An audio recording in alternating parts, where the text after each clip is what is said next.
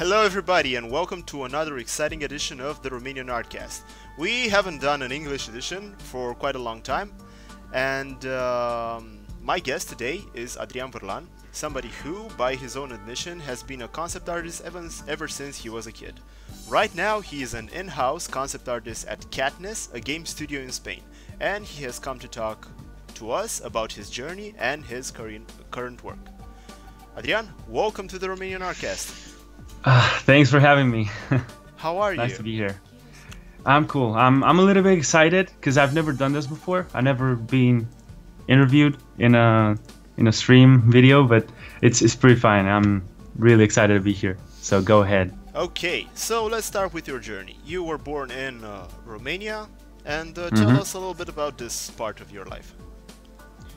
So I was born in Romania, as you said. I was born in Bucharest, and I don't know. I don't remember actually the first time I started doing art. You know, it's like just I just did it, right? My mom says I was 3 years old when I picked a pencil and actually did something, and she was like, "So this kid is really into this. So yeah, let's push it forward." So she's always been supporting me ever since, and I grew up watching cartoons on TV and trying to, you know, emulate them and reproduce them on my own way.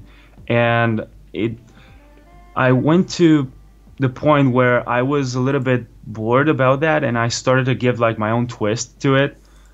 And that's where I realized, after doing so for a long time, I realized I was not enjoying that anymore. So I started to create my own version of those cartoons, and suddenly it became like something created from scratch entirely.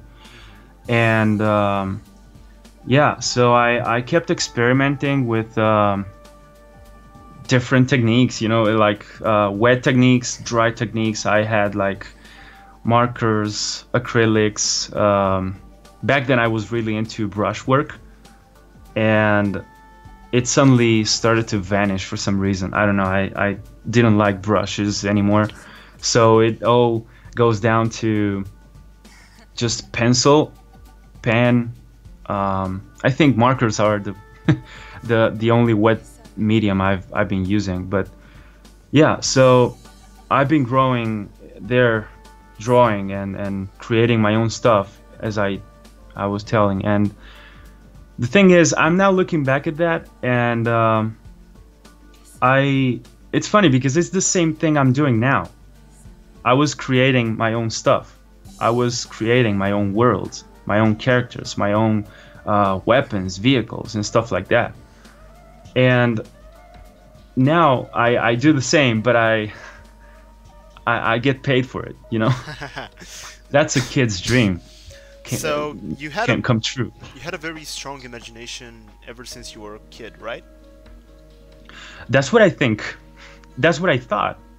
And I'm gonna get to this point later, but you don't know how hard it is until you get hired, you know? Because when I was a kid, I had no pressure. You know, it's pretty different when you're working on something on your own, on a personal project, because it's how would I say, like fully emotional, and you spend the time, and you really love it. I'm not saying you don't love the work you do for money, but it's pretty different because of the lack of pressure you have on yourself. You just do it because you like it, right?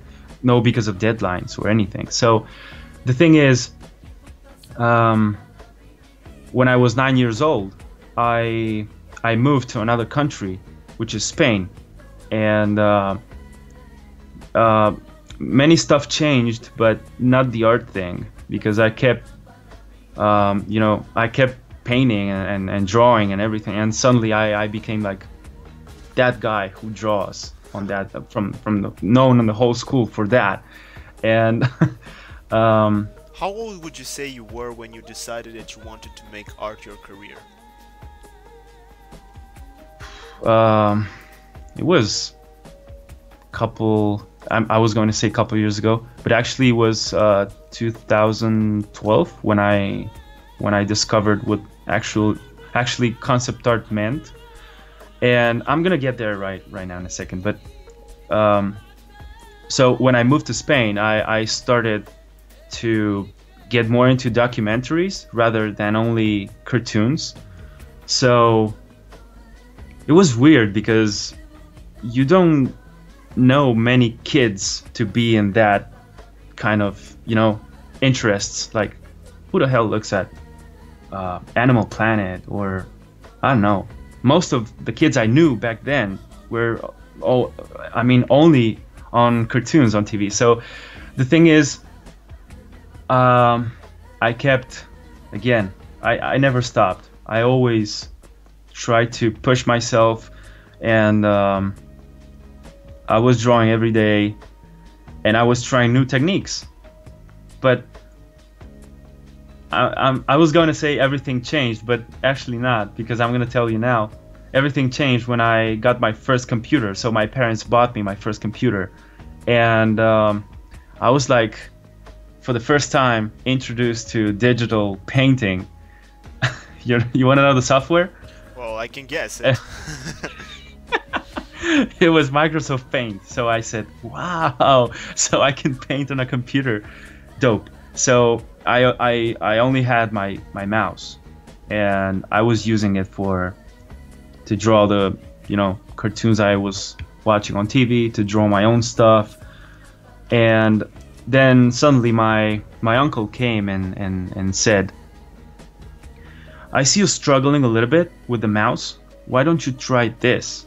And he was giving me one of those little tablets. And I said, what is that? You know, he was like, I don't know, try it. Maybe it can help you. And I was like, okay, let's try it. So it didn't really work for me because I was not able to understand how the hell do I have to look at the screen, which is right in front of me, if my hand is drawing here, right, on the table. Yep. Which is kind of weird because it's the same concept with the mouse, right? How hard it was for you to adapt to this style of work? It was hard enough. I quit. I even quit it. I said, I don't understand this. It doesn't work for me. So I kept on doing the mouse thing. But I think it's different because of the grip. Like when you hold a pen, it's you hold it like this, and the mouse is pretty different. So you don't associate them to each other, you know? Yeah. It's like drawing with a brick when you use the mouse. Exactly. And so did the drawings came by. So but no, I actually left that. I just put it on the shelf back, and I said, thank you, Uncle, but this doesn't work for me.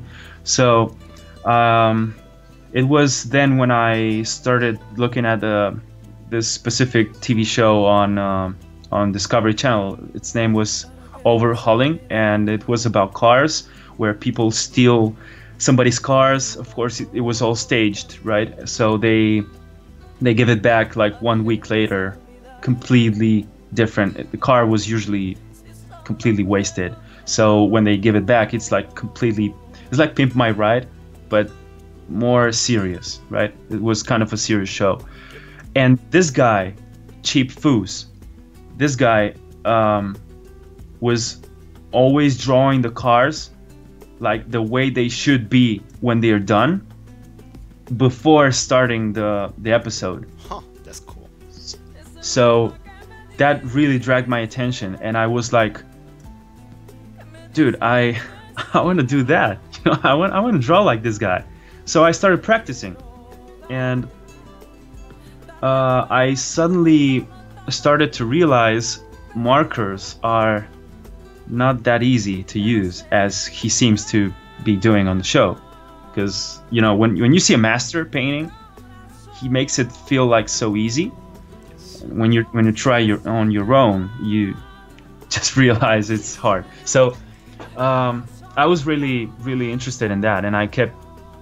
That's how I started drawing cars, and it was a trend. It was a trend for me. It didn't last too long, Yeah, But that's what I thought. I've never seen a lot of cars in your portfolio. exactly, no, no, no, not at all. It was just a trend, and then I started to pick up more animals, and so cars were all about markers, right? So as you can see on my journey, I've been switching from one technique to another just to try them, so I can find maybe the one I like the most. And I actually ended up by using a lot of pencil. Nowadays I don't use pencil almost never. Do you Just use any pen. traditional media right now? I use just for sketching, right? I just use like a common sketchbook. You know, I usually do these kind of little, how do you call this, like thumbnails. So yeah, and I where was I? Yeah, Or at so I pen and pimp my ride. yeah. So that was, now that thing is done, and this is like another episode in my life where I go more into color and color pencils, sorry. And I try to draw, for instance, wolves, right? Animals like these, and then I switch to dragons, and I'm really into YouTube, because YouTube comes in and I'm like, what the fuck is YouTube, right? So you can watch videos straight on the internet. You don't have to download anything. That's cool. And I started to notice there were some sort of videos which they called speed painting videos that really took my attention. And I said, I want to do this too, but I don't know how, right? Because this is not traditional. This is not.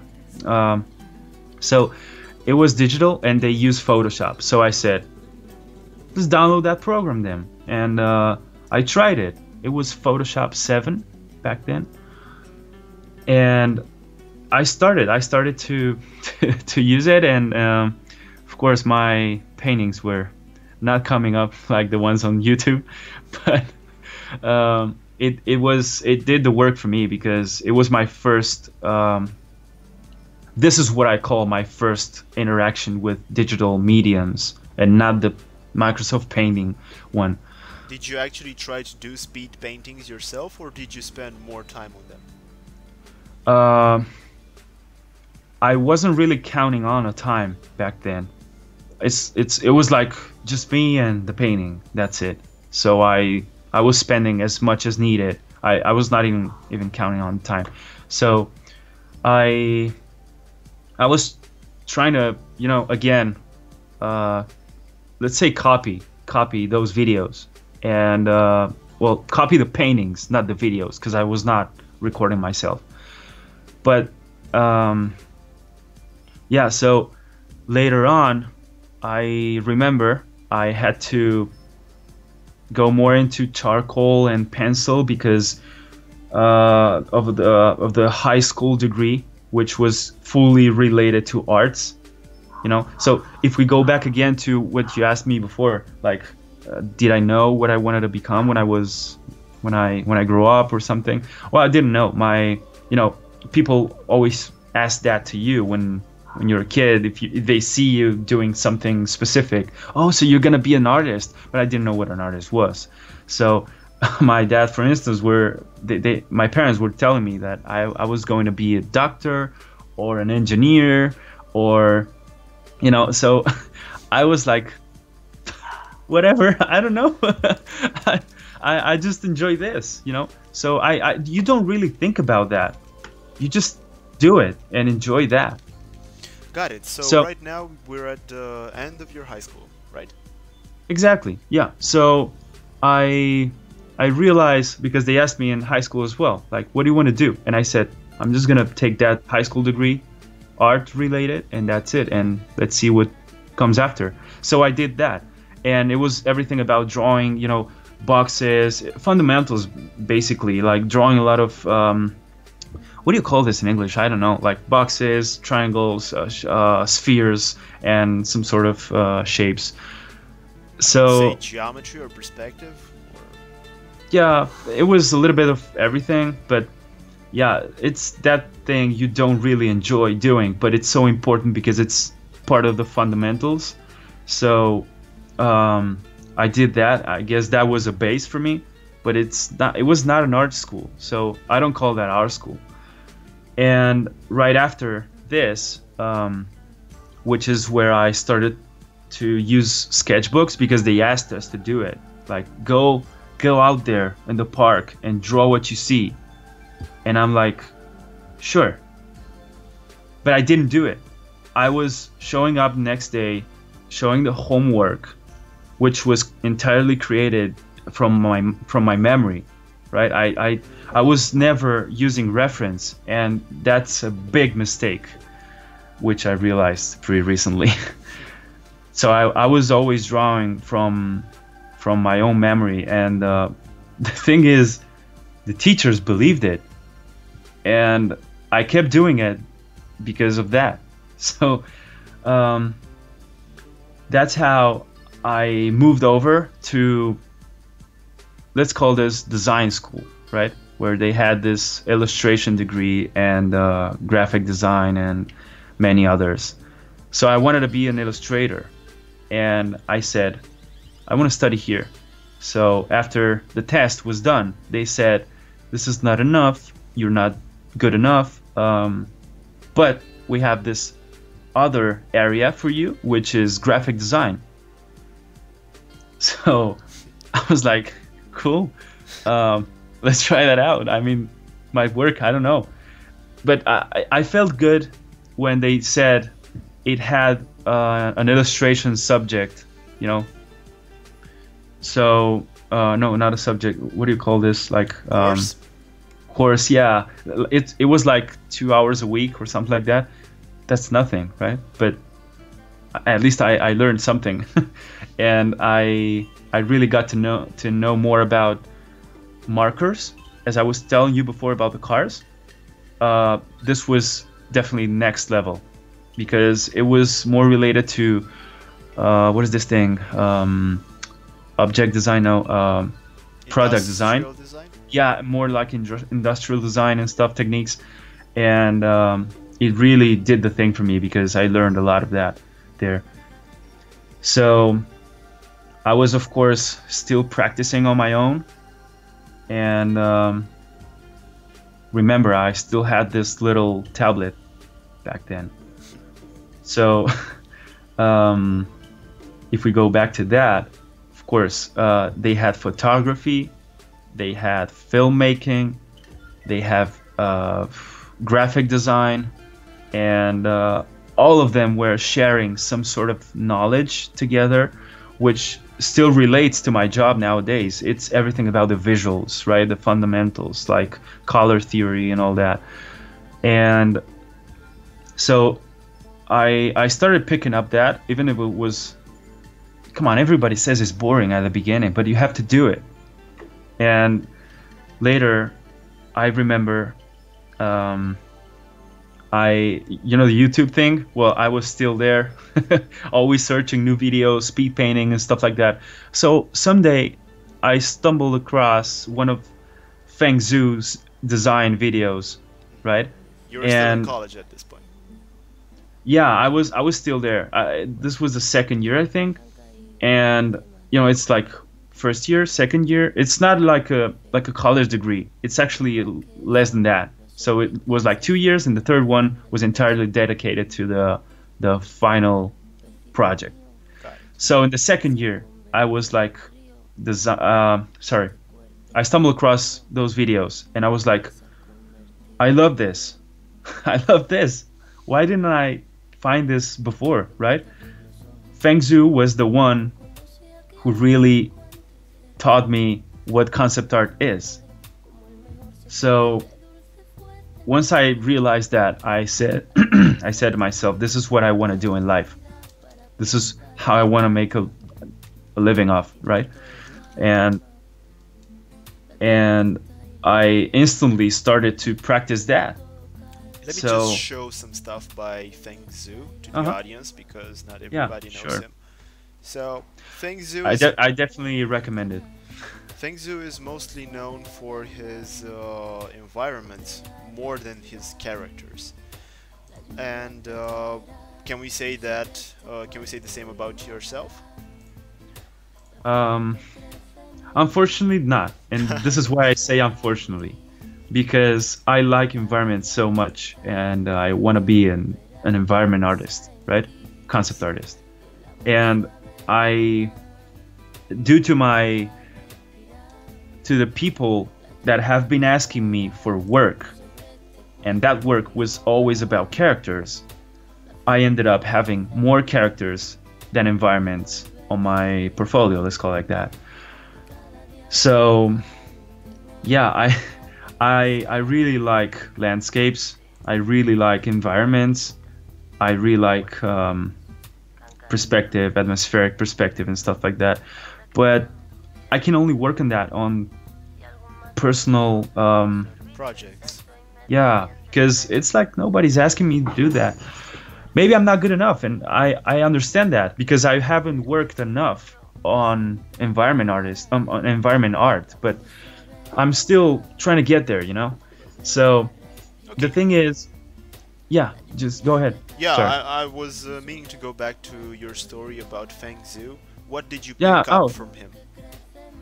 um, I picked up knowledge about the industry, Oh, you know?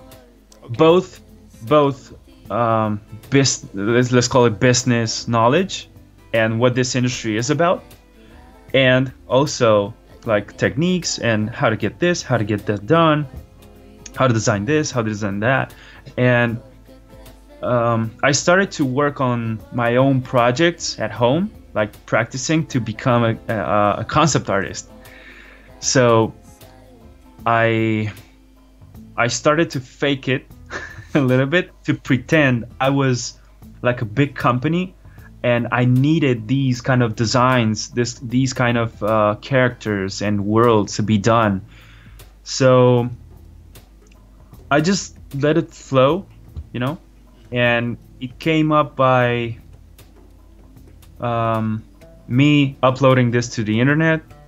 I was really into Facebook, for instance, by this time. It's 2012 now, and I'm really minding social media. And so 2013 was even better. I got to know many people across the internet, and this is how I got to work on.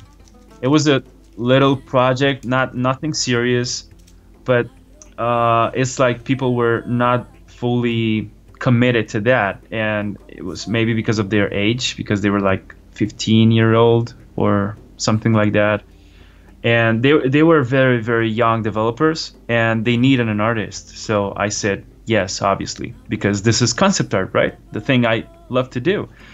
So since I was not a professional, I said yes, and I said for free. Of course, they didn't have any money. And the good thing about this is, even that the project didn't work, it died pretty soon, I got to see one of my concepts become a 3D model. It was a character. It was like a pretty bulky beast guy. And that shocked me a little bit. I was like, I didn't show the back side of the character. How did he know how, you know? So I was impressed. And that's where 1 year later, or not so far, I got contacted because I kept doing this. Remember? I was like every day painting. How and long was this project that you guys were doing? How long? Yes. This one I just talked about? Yeah. I don't know if you finished college. 2 weeks? 3 weeks? Oh, so it was like a long. It's nothing. Yeah, it was very, very fast. So I'm still in college, right? Yes. Well, let's call it college. Sure. So yeah, and I stumbled across Feng Zhu, and I started like doing my own stuff, digital painting again, you know, really taking it seriously. And now the college thing is done, and I'm home, and I'm working on my own stuff, right? Because I want to become a professional concept artist. So I started uploading my stuff online, and I started to meet people and meet more artists and join, you know, those Facebook groups about challenges and stuff like that. Sure. There was one, and it is still today. It's even bigger now. Daily spit paint, or daily spit painting. I don't know. So they basically give you like 30 minutes, and you have 3 or 4 topics to choose from. So you do something in those under those 30 minutes related to that topic. So I started doing that, and I realized how crappy my art was compared to the ones that were showing up there.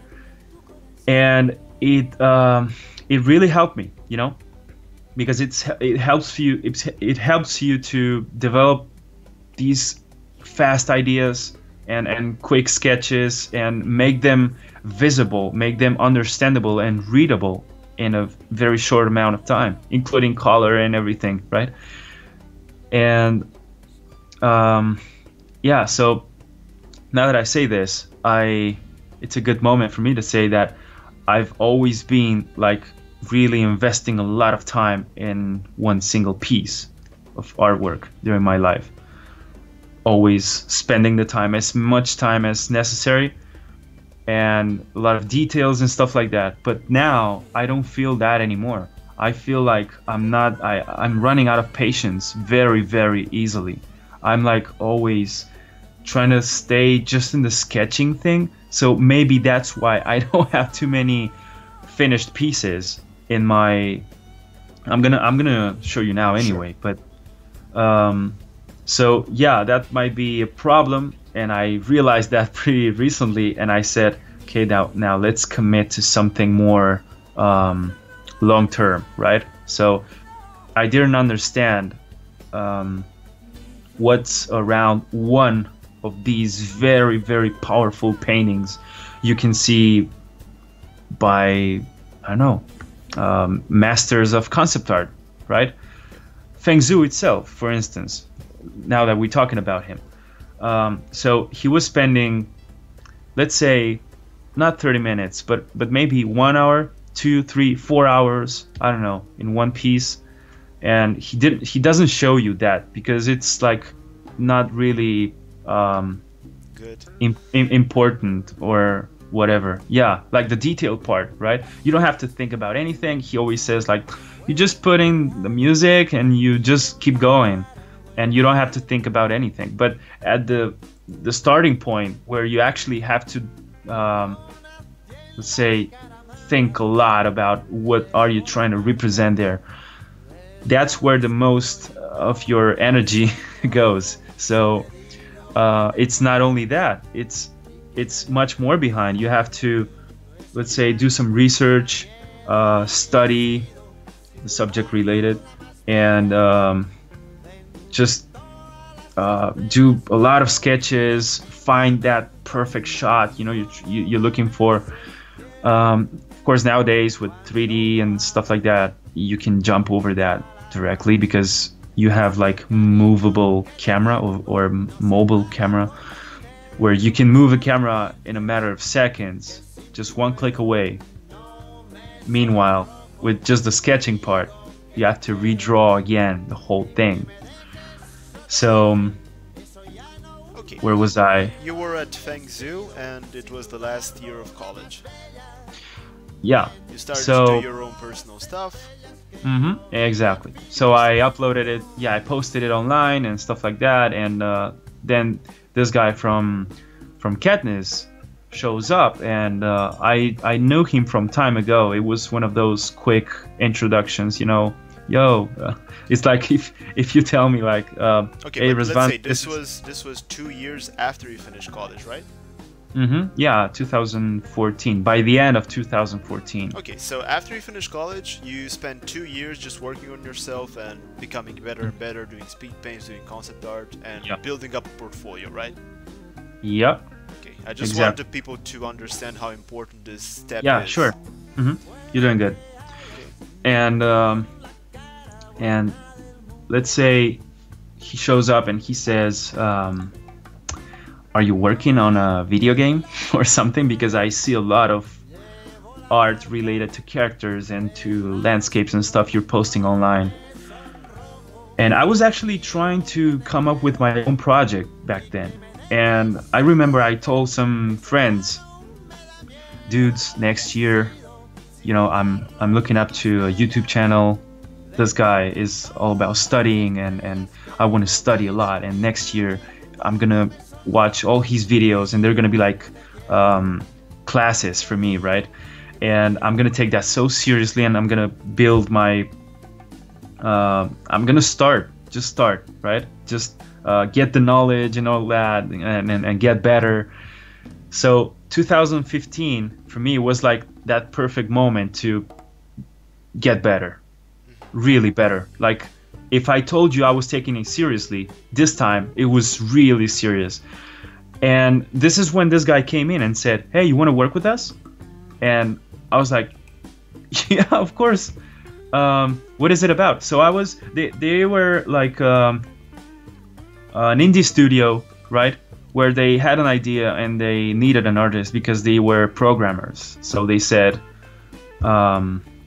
"Look, this is what the game is about, this and that, you need to know this and that." So I was expecting it to be like one of those mobile games in 2D, which I think I wouldn't enjoy it that much.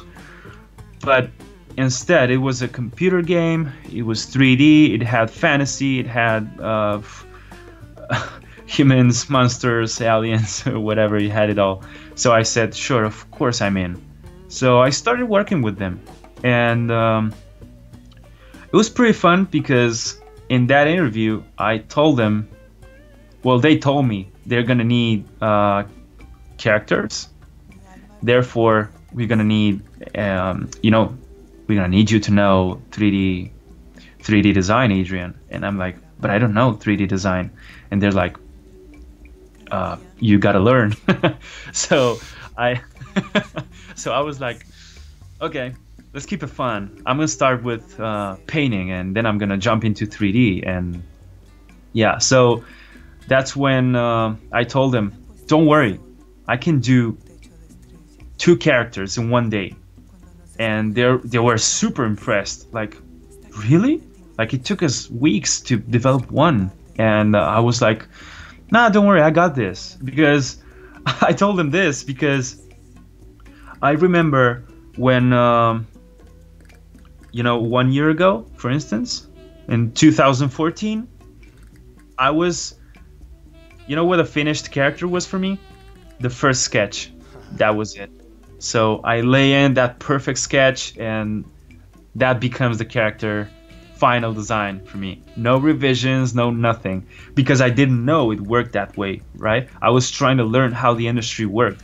That's how Feng Zhu helped me a lot on knowing that, because he was speaking out these truths for beginners like me. And I started to pick it up pretty fast. I think this is a good point to ask a question from the chat. You said you started to work at Katniss at 2015, and somebody is asking, what did you practice from 2015 to 2016? I saw a lot of progress on your Instagram. So what did I... Practice. Sorry, can you repeat? What did you practice? 2015? To 2016, yes. Okay. So, as I said before, I started... learning 3D somehow. I didn't have anybody close to me to teach me, so I was using the power of the internet. And that's where I was looking up to YouTube videos about ZBrush. And why ZBrush? I actually don't remember how I got in touch with this program, but I remember I decided to take it because it looked approachable for me, because 3D for me, of course, I didn't know anything about 3D, anything, like never ever touched anything related to 3D before. So that really surprised me, because I was expecting to only work as a 2D artist. and I was picking up ZBrush and those tutorials, and back then I was looking up to Spanish tutorials, and they didn't exist. so it had to be in English, and this is how I actually started to set everything around me in English, and started to, you know, practice more English and stuff like that, because I realized every communication out there was in English. And yeah, so the thing is, ZBrush, I started to learn more about it. I practiced. I didn't know how to use it. The best thing I could do was to take a sphere and make the volume pump a little bit, like one centimeter more than that, you know. So I was able to create like faces, like flat faces on a sphere, but nothing else. And that was my best thing ever, and I was really proud of that. And that's how I started changing that, because of the tutorials I told you about. So how the hell do I get from... You got better. You got a lot better in 1 year. At least this is the opinion of our viewer. A lot better. You know why? Because that was my daily stuff. I completely forgot about 2D. I was fully focused on 3D, and I was like, I really like this, but I'm afraid that this may someday become my main thing. I don't want to be becoming too good at 3D, and you'll never do 2D again. Yeah, I was like afraid of that. I was like, I don't want to be a 3D artist. I want to get better at that. And it's like, you know, the excuse that says I was like, they don't allow me to work on 2D. They just ask me to do 3D stuff, and I don't like 3D stuff. So it was kind of a little bit how can I say this? Stressful. Yeah. So I started to become better, but it took me like 3 months to actually realize what maps are for, right? You know, a 3D model has like maps, which are displayed like completely flat, and it took me a lot to understand what that was. So I was asking friends on Facebook, and I was asking Google as well, and YouTube, and everybody. So it took me a while to master that, but did I say master? Forget that. I don't know anything about it. So it was one hell of a year creating characters, and I was even starting straight on ZBrush, straight on 3D, not even going to the sketching phase, you know. I don't know, I was like a little bit undriven on that, because it took way longer to make changes. You can say, but it's a 3D sketch, it's not the final one. You can do whatever you want with it in a matter of seconds. Well, not so easy for me, because I didn't know the tool. But it's like my main obstacle was not the artistic side of it. It was actually the technical side, because I knew what I wanted to do with the model, but I didn't know how. I didn't know where do I have to click here and there, or what the hell do I have to do. So that's where you start asking the internet, and some time later an answer comes in and explains you how. But that's time, you know. It's not as easy as if you have a teacher next to you and you ask him and he tells you. I didn't have that. That's why it took me longer, way longer, to learn this. So okay, yeah, this is how I got better, I guess, just doing it. And then we get to today, I suppose. Yeah, and there we go. We get to today, of course. So let me tell you something. I don't work at Katniss Games anymore now.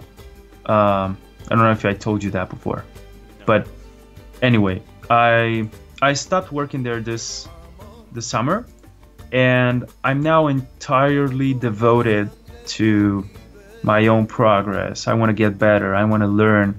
I want to do studies and actually build a better portfolio and stuff like that, right? So I didn't tell you, we at Katniss Games, they were chosen by PlayStation to be in some sort of contest or program or something like that, where they choose 13 projects from the whole country, from 130, I think. So there's 130 people, I mean projects, asking them to let them in, and they have to choose 13, and Candace Games was one of them. And we had to move to another city, and we got a new office, and actually this is where something very interesting happens, because it's not the same. I mean, when you are in the studio and you have like the physical presence of the people you work with is way different than when I worked on the other project. You remember the childish one, the one that didn't succeed? Well, it was because of communication, and it didn't work very well because people were not committed. So by going to an office, I think it shows something about that from you. And it's very important to have somebody to have feedback, instant feedback from, right? That's why it also took longer to me to learn 3D. So it's very important that's very important. And yeah, I think that's why they've got so far, because interactions and stuff like that. And this is where actually I didn't tell you that, but they had like interns when I was there, and many of them were related to 3D or programming, right? Even an animation, I think, or yeah. Well, and the thing is, they told me, Adrian, we're gonna have interns. They're gonna be related to 3D, so you will have to lead them. And I'm like, okay, so I have to be like an art director or something like that. I don't know. So this is how, step by step, I got to know how it is to lead a group of people working with you, right? So I was, when I had these 3D guys, I started to work on just the design of the character. Then I give that to them, and they build it in 3D. And then I textured it. The texturing thing came after, when I realized that there's another stage, which is texturing. It's not only 3D, it's also texturing. So that's another discipline to learn. And you just learn that by, how can I say this? By just doing it, but I don't want to repeat myself every time. Repetition, I guess. You know, you don't know something, go straight into it. Learn about it somehow. So, yeah, that's how I started to develop my, let's call it, leading role. Okay, because I actually had to give some direction to those guys, and that's how those interns were. They finished, then another one came in, and another one, and another one. So I had to deal with these kind of problems where I had to stop working, go assist them, and get back to work later. And I had to get used to this, to get interrupted while I'm working. Because, you know, there's people who, if you don't let them focus for a certain amount of time, they stop working at the same level. So like they need to warm up or something like that. Maybe I'm one of them, because every time they came by and said, I don't understand this, and I was like, oh shit, now I have to get up and you know. But that's what it is. That's of course it's nothing related to art directing or lead concept artist or anything. I know it's nothing close to that, but at least for me it was something. So yeah, and there's this moment at the PlayStation thing where I started to join. I mean, they joined us. They were friends from the college and stuff like that. So I'm really feeling very good with them, because they're good people to work with. And some of them were related to 3D, some of them to how do you call this, like narrative design, and I really like the way this guy worked. So we're still working today together with the narrative designer. I'm working with him, and let's say it was like my golden age, because it's like the first time I'm really proud of my designs.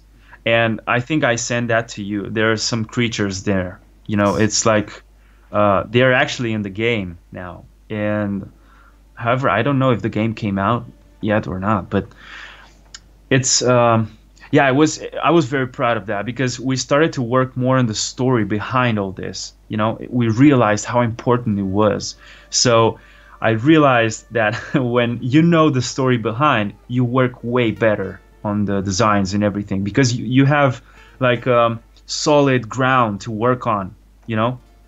Before that, I told you, I was even starting straight on ZBrush and making changes here and here and here, and I was dealing with these kind of decisions on the way, because I didn't know where to get that.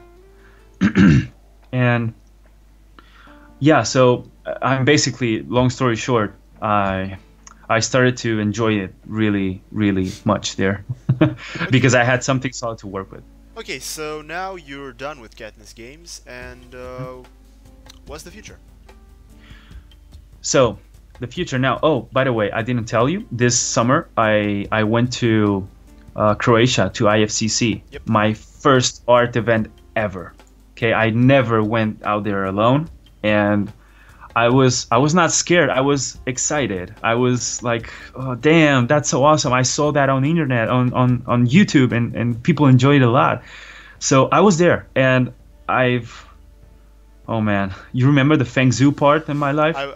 Where? Yeah, sure. I was Where? going to say I didn't go to IFCC. You know what? Let's start showing some artwork while you Sure. tell the story of IFCC, Of course. since we're almost an hour in. Sure. So, I got to see their, let's say, my art heroes. You know, the famous people you look up on Facebook and stuff like that. So you get to see them in person and shake their hands and tell them how much you like their work. And it's as easy as, would you mind to take a look at my work? And they're like, sure. And they give you reviews and feedback and everything. Of course, it's not cheap, but if you ever have the money, spend it on that. It's the most valuable thing I've ever done. Yeah, I definitely want to go to IFCC this year.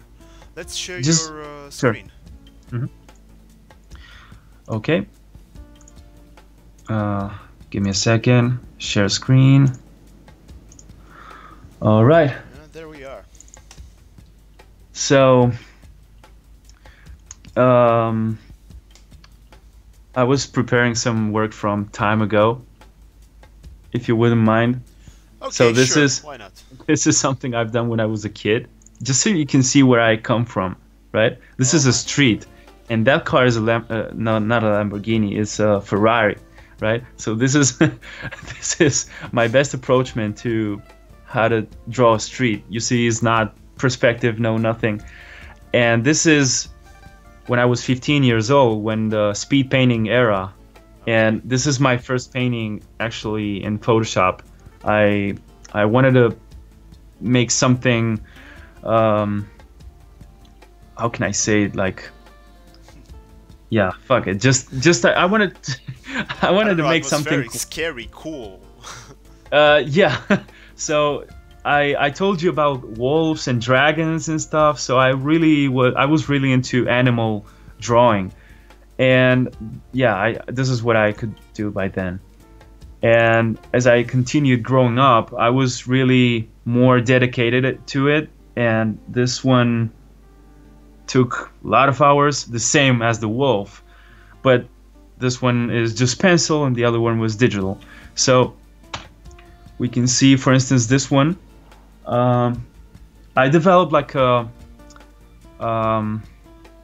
habit of, you know, signing with the date.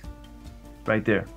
So you can see this one is from the end of 2014, and this was like my best work ever back then. Well, it still looks pretty okay right now.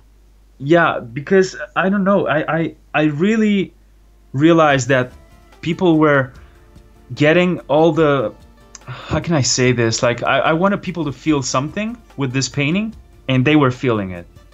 So I started getting like feedback from people telling me like, dude, this is so awesome. Oh my God, the colors. I don't know. These characters. Oh shit, it's so mysterious. Like, what's that kind of energy coming up from back there? And where are they? Are they characters? I mean, are they human? Are they statues? Are they? Oh shit! And what world is this? What's that pink sky? Oh shit! And I was like, dude, I was thinking about that, you know. So. Yeah, and this is from a kind of event that's called Global Game Jam, and it consists in 48 hours of, it's kind of a marathon of game development. And this was the first time I got into one of these, because they just invited me, and I said, sure, I can do something, but I didn't have any computer. I didn't have a laptop or anything portable. So I just went in there with, I'm gonna zoom in a little bit. Everything's in Spanish. You're not gonna understand anything, but you're not missing too much to either. So yeah, so it was like the best you can do in 48 hours. This is part of it. So it was like a lot of traps and like a corridor, a hall of traps and stuff, and the patients had to escape, and there were monsters coming in and stuff like that. And this one was actually a commission, and it was from a local bookstore from here, from the city. They wanted me to draw this historical character, and you see the helmet. It actually, he was supposed to wear that. So it's like kind of a dragon, but this one really led me into thinking like, dude, I can do much better. I can create like an entire IP based on this. Like, this guy could have like a giant dragon pet, which just comes to life from his helmet. And that never happened, but I was pretty thankful, because they chose this as a cover for a little book which tells you the story of this guy. Would you say this was historically inspired or just fantasy? What? Would you say this was inspired by actual historical peoples, or was it just fantasy? No. It's like, well, he obviously didn't have that metallic arm, but I don't know. I did the research, and I tried to find out as much as I could about him, but this is like my version of it, right? Understood. So this is another painting I did for a friend, a very close friend of mine. He owns music. What's the name for that? Like music lab. No. Company, records label. Yeah, label, record label. Yeah, music label. And he releases songs periodically. So he asked me to do art for the songs coming up there, and I said sure. And this one was for a song that's called. It has something to do with honor, I think, honored, or something like that. And for me, it's like a, let's say, a combat or something like that between two very similar dudes. They could be twins or something like that. I don't know. They look entirely the same, but if you look closer, you realize they're not exactly the same. So. Yeah, I tried many different techniques here. Like you see the rim light, even though it's not very accurate, but to me this was lit back in the time. And this is for another song. This was more of they wanted this kind of romantic feeling, so I said sunset is perfect. And this is where I started to use more photography and you know what they call this, photobashing. Well, I didn't know what that was, but I was already trying to do something like this, and because I was always worried by the people who think that you haven't drawn this, it's not all pixel painted, you know, those misconceptions about different techniques that saves you time. Well, there's people who don't understand that, and I was bothered by those people. That's a mistake. You have to don't give a fuck, okay? So I started to use this, and it really worked for me. This is another example of that. This is for another song that's been released pretty recently, last month I think. And yeah, so this is like kind of a mystical temple. The song is about a guy who's trapped in a temple, and again, I think I love sunsets. That must be the reason why most of my landscapes are like this. So this one was actually done for Katniss, obviously. There's the logo. And this is the dude, like the most iconic character they had. And it was the first time I had to work on something for over than, let's say, I don't know, 1 hour, 2 hours, right? Wow, I you actually did that in 2 hours? No. I mean, every day I was working on sketches that took me from 1 hour to 2 hours. Okay. But this time, they said, Adrian, this is gonna be displayed at an event, so this is gonna be pretty big. It needs to be very highly detailed, and you better do good. And I'm like, yeah, sure. So I spent like over 24 hours in this, which for me was a lot. It was insane, and I was not feeling good. I was gonna say wasting. I meant spending so much time in one single piece. But if I zoom in a little bit, okay, so this is a shitty version of it. Yeah, because Did you start from a 3D base on it? Yeah. See, this is how I got in touch with these new techniques. So this guy was a 3D model I did. This is actually, you know, the way they designed the characters like this, like T-pose or A-pose. Yep. Well, I decided to tweak the guy, like to twist it around and stuff like that, trying again new stuff on ZBrush. And this guy came up like this, and I said, why don't I use this as a base? So I did so, and it worked for me.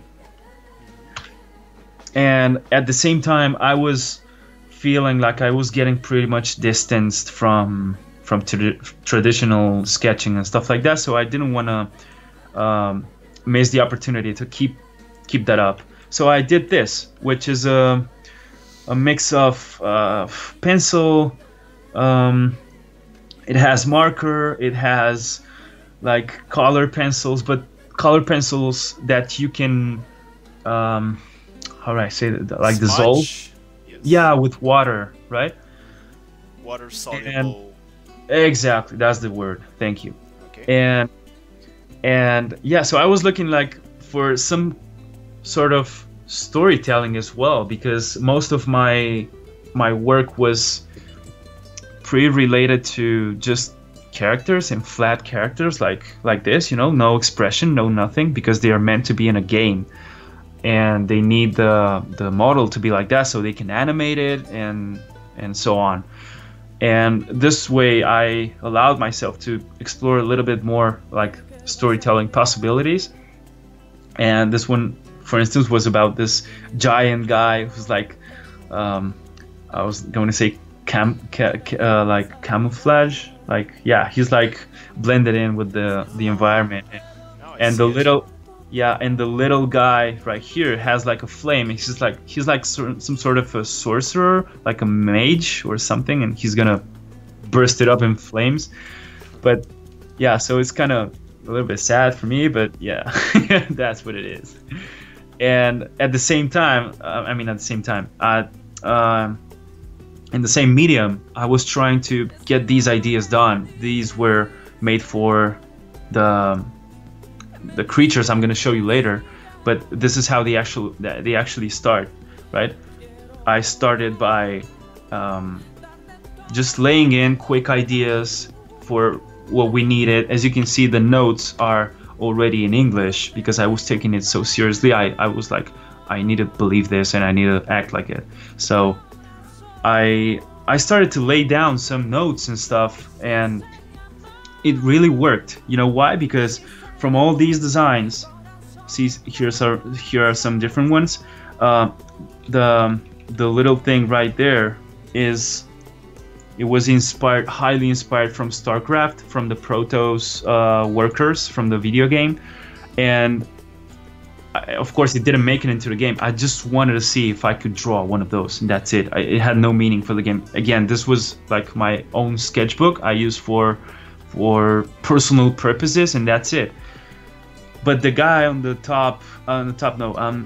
bottom right actually made it to the next stage with the guy from the middle part of the image, and he actually became this guy. So here you can see on the top left, like silhouette sketching and a little bit more of rough sketching.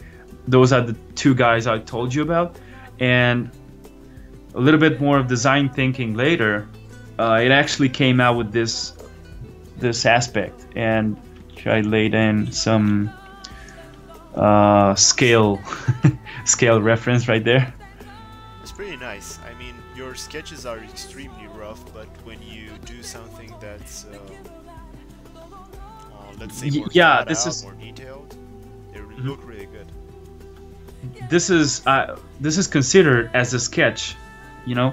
This is not, how would I say this, like not fully rendered or everything or anything, because I just wanted it fast so we can know what color does it have, how does it look like in some sort of 3D before making it into 3D, and this is how it looked like in 3D. So it has no textures yet, no nothing, but I decided to take a screenshot and overpaint it so I can feel like it's alive somehow. Did you model it? Yes, this is the thing I modeled in ZBrush. Great.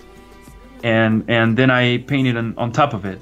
So it was kind of a challenge for me because it's very hard to, if you ask me to create a model, it's all right.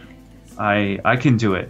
But then if you ask me to extract that and get it ready for a game engine, that's the hard part for me. That's very technical for me, and I find it I don't find it really interesting to me. I don't want to do that, but I had to because that's work. So you've done retopology, right? Exactly, yeah. And then this is the next guy. You can see like rough sketches, rough silhouettes on the top left. Again, the same structure, right? Some variations, and then the final one. Oh, these are the actual silhouettes I've been through. And then we have this kind of layout, so you can. I did this for me actually, so I can understand this bug because it's supposed to be pretty huge, and his anatomy was pretty complex. I had a hard time understanding those horns, which are actually not horns. They're like huge arms.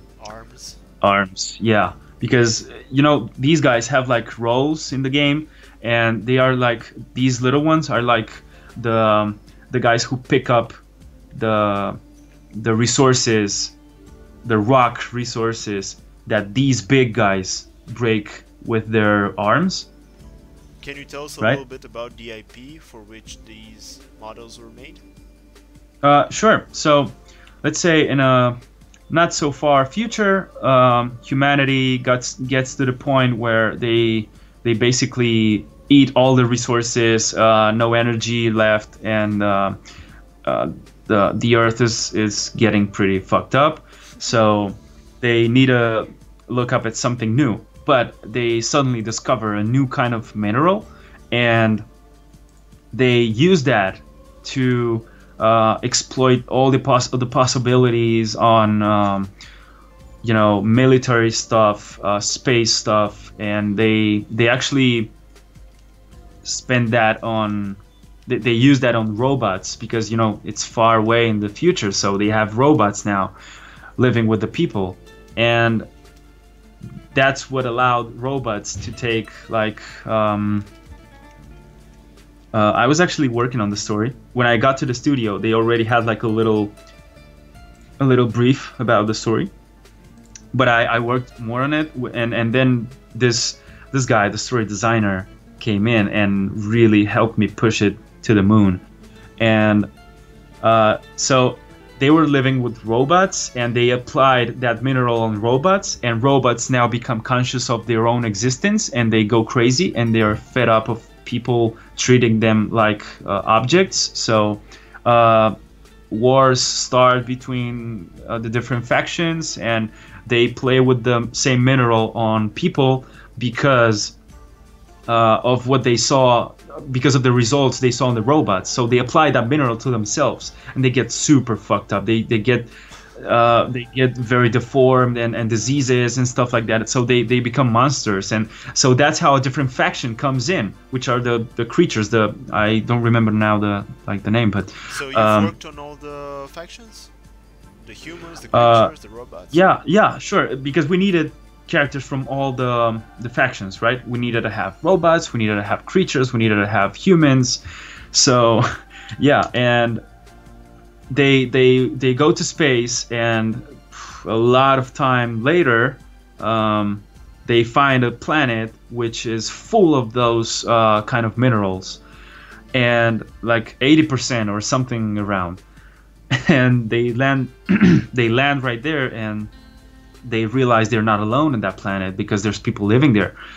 Not people, actually. They're living beings, humanoid living beings. So they have their own culture, and that's where I had the most fun of it, because I enjoyed a lot creating those, the culture of these guys on the planet, and they somehow relate to these creatures, because these creatures extract the ultinum, which is the mineral I've been talking to you about.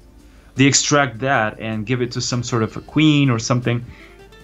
So it goes further than that, because we created a lot of little layers, and so it's very deep. But long story short, it's just that humans want the mineral, they go there, they fight to the natives, and then the robots come right in the place too, and then the creatures come there too, and right. And this is how they fight each other. So let's say some sort of god or something like that organizes like some sort of gladiator thing. Yeah, so you have to choose a faction and play with it against all the others. That's what the game is about. It's a shooter in a side-scrolling shooter. So let's go back to the artwork. Yeah, exactly. I needed to understand how these guys work, because I was about to make them become a 3D model. So that's why I laid down the top view, the side view, and the front view, because this was more than enough for me to begin with. Did you use all of this? Yeah, I used it as a template when I was sculpting, so I can match all the proportions and everything. And it came out like this. This is the bug, which is highly inspired by beetle and crab, I think, some sort of sea living creatures. And as you can see, these guys are like very insect-like. So it was pretty clear to me which direction to go with. And all this is because of the story, because I know what I had to do, right? So I quickly realized how important it is to have a background thing. And this is the next one I got to do. Actually made 3 of them, and this is the last one. And I can tell you, it took me like 1.5 months or almost 2 months to make each one of them, because that's how deep was the let's say the research part and the difficulty level as well. Would you say that that's because of the research or more because of the revisions and all the back and forth? Both things. But yeah, we had a lot of revisions. Yes, we were always saying, I did tons of sketches, a lot of sketches of those. Like, I don't know. Well, for me, tons of sketches are 50 sketches, okay, of the same guy and with different shapes and different things, and draw it again. It's like not just copying the image and changing it, just creating a new one. So I felt really good because I was feeling like I was putting in the hours, you know. So this guy is another one. He's like flying. He's like some sort of a sentinel, like making sure everything's right around the place and stuff like that. So in the game, these guys come in and they have different behavior because they can fly and they can dodge your shootings and stuff, your shots. And this is what it looks like in 3. I didn't get to pose it, but this is what it looks when laid down. You took elements from one of those deep sea fishes for this design, and also a scorpion. Yes, right, yeah, right there. How was your thinking with that? How did you get to choose this influence? So it used to have 2 sources of light. One of them was like more of an ambient light, and the other one was more like a focal thing, yes. Focal beam, because they actually don't need to see. I mean, they don't need to see in the dark, but they need. So when they work by night or very low lighting conditions, they use that to make sure they can point those things, actually, whatever they want. So it's kind of like when a police helicopter comes by and it follows you, just something like that. So once they get you, they dive into you and they get you, and that's it. So the scorpion thing, it was as you can see, it's like a reversed scorpion thing when they are flying and a normal scorpion when they're down. And the real challenge here came with how the hell do I put, because it used to have like 8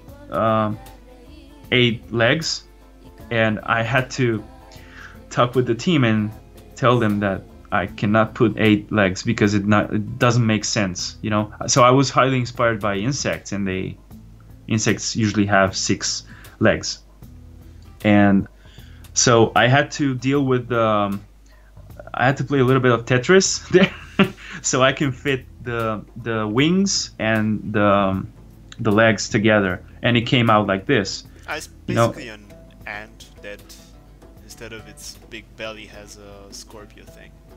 Yeah, exactly. And if you notice the little legs thingy, there are like blades coming out of the leg. Yes. And that's what they fuck you up with. Very sharp and pointy. I'm going to ask you something that they asked Judge Brad as well, which is, do you first start with an idea and then look for reference, or do you just collect reference and then hope an idea pops up? I start with an idea and then I start looking for a reference, but sometimes references help me to improve the idea, actually. And it's like one of those happy accidents. I call it like that. I actually heard this from Feng Zhu. and it really works, and I'm really happy when that happens, because you think like, how's this possible? I mean, I wouldn't have done it without this. But yeah, so I start with, for instance, in this case, I showed you, I started just sketching things, you know? Yes. So then we said, number 4 and number 9, let's take those. So we pushed them further, and they became these guys, you know. And of course you do some reference once you know like exactly what is the design you're aiming at. So if I may go back to the... Yes. So here's some more character design, more related to see, this is where I didn't have an idea, George. This is where I didn't have any idea of what I was doing. I didn't know. I can tell you that by showing you this, which is the silhouette sketching I did before. I mean, I had an idea of making a character like a warrior thing, very barbarian or very, I don't know, tribal thing. So I was very interested in anatomy, and I started to try to lay down like a human body, a little bit modified and stuff. I know it's not correct entirely, but it made a point for me to get to the next step where I started to add like armor and stuff, and even play with the lighting. And professionals I've been talking about this with, they told me this is not really recommended on the design stage because, see, the background is a little bit dark, the character is even darker, and they don't recommend that because you cannot see all the details. That's why line drawings work so well on this stage, because they allow you to see all the design and don't get distracted by lighting, by color, and all that. And this is what this one went, and it just stayed here on this stage because it didn't make it to the next one. It never became a character for the game. But I keep it because I don't know, it's like something I did and I like it. Oh, you seem to be pretty attached to it. Like it a lot. Yeah. I like it, yeah. And this is where I started to design the guys from that planet I was talking to you about. And this is pretty, the design here is pretty fast forwarded. I mean, this is a pretty advanced stage on the design. And I was even worrying about what their skull is like. So I did this.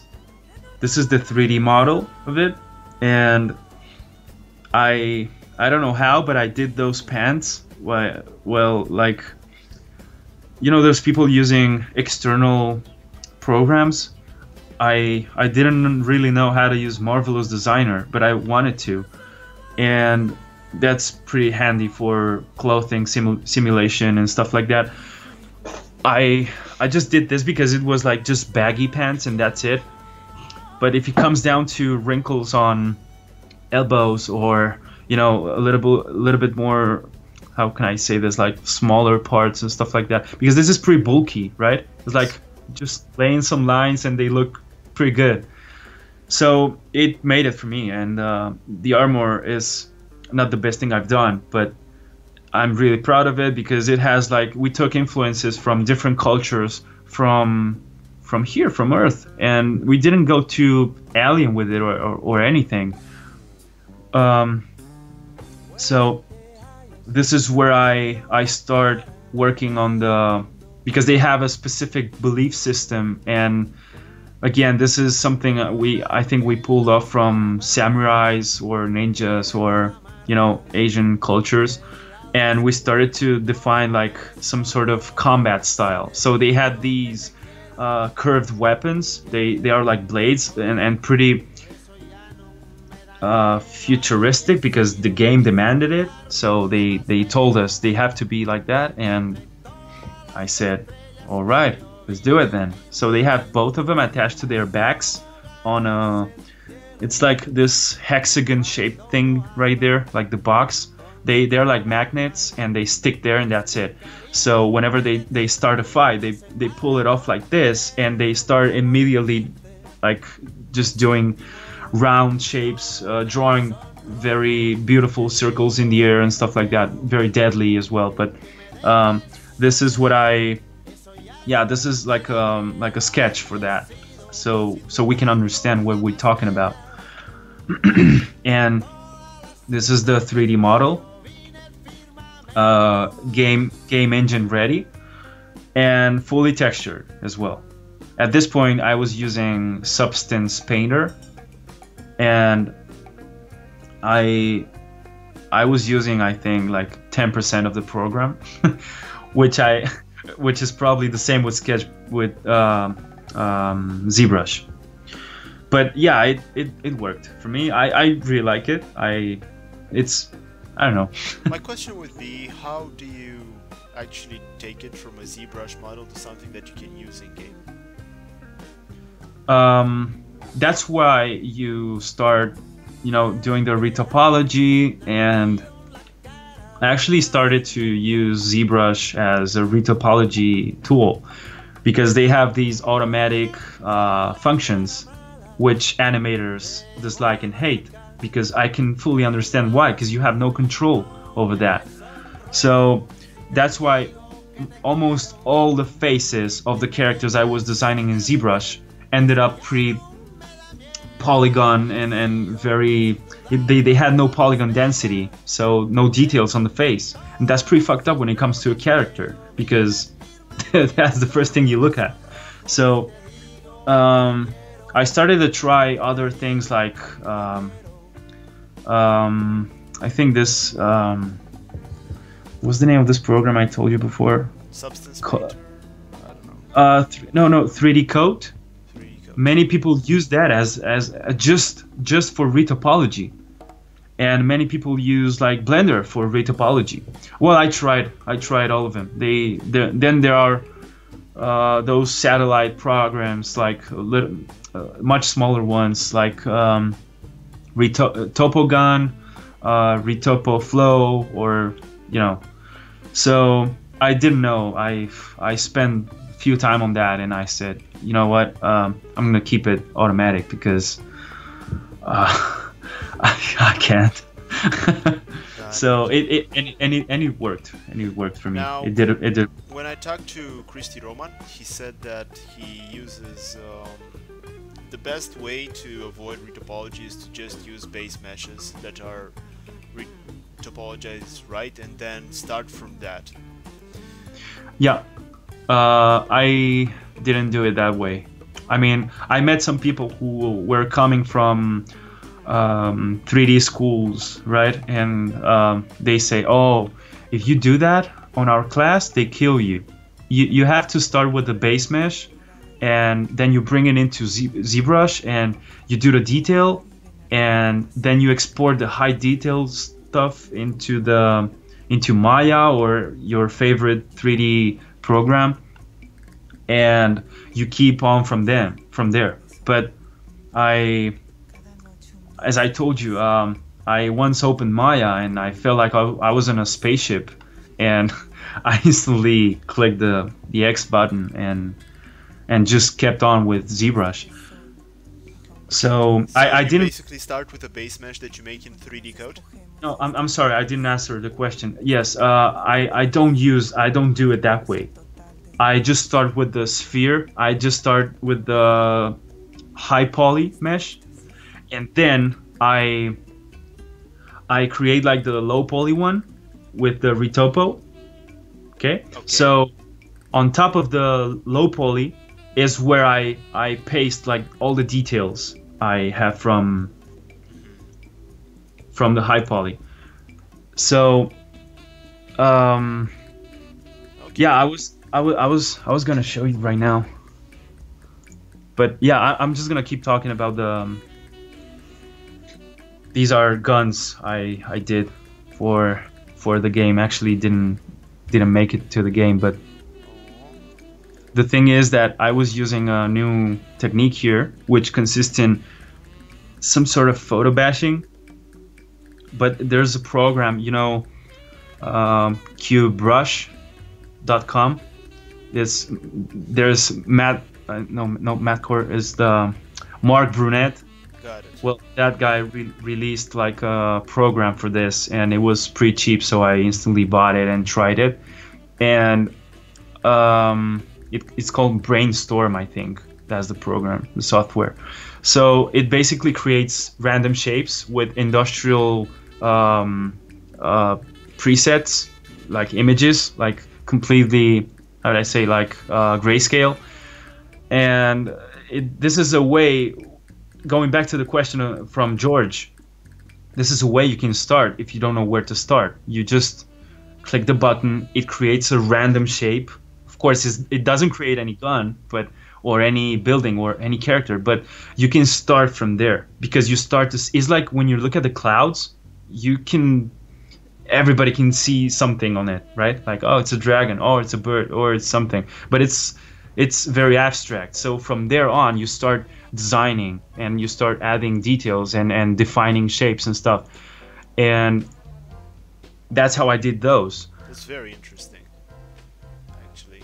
And give me a second. So, for instance, I've been taking the line drawing thing pretty much more seriously, and I'm trying to get better at it. And these are 5 characters I've done this weekend.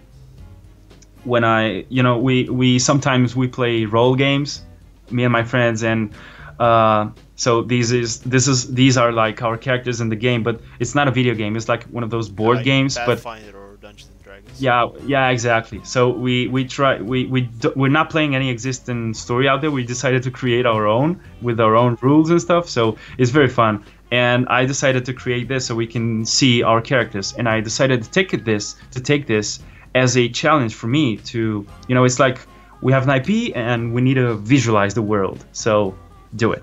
And I'm like working on it in my free time.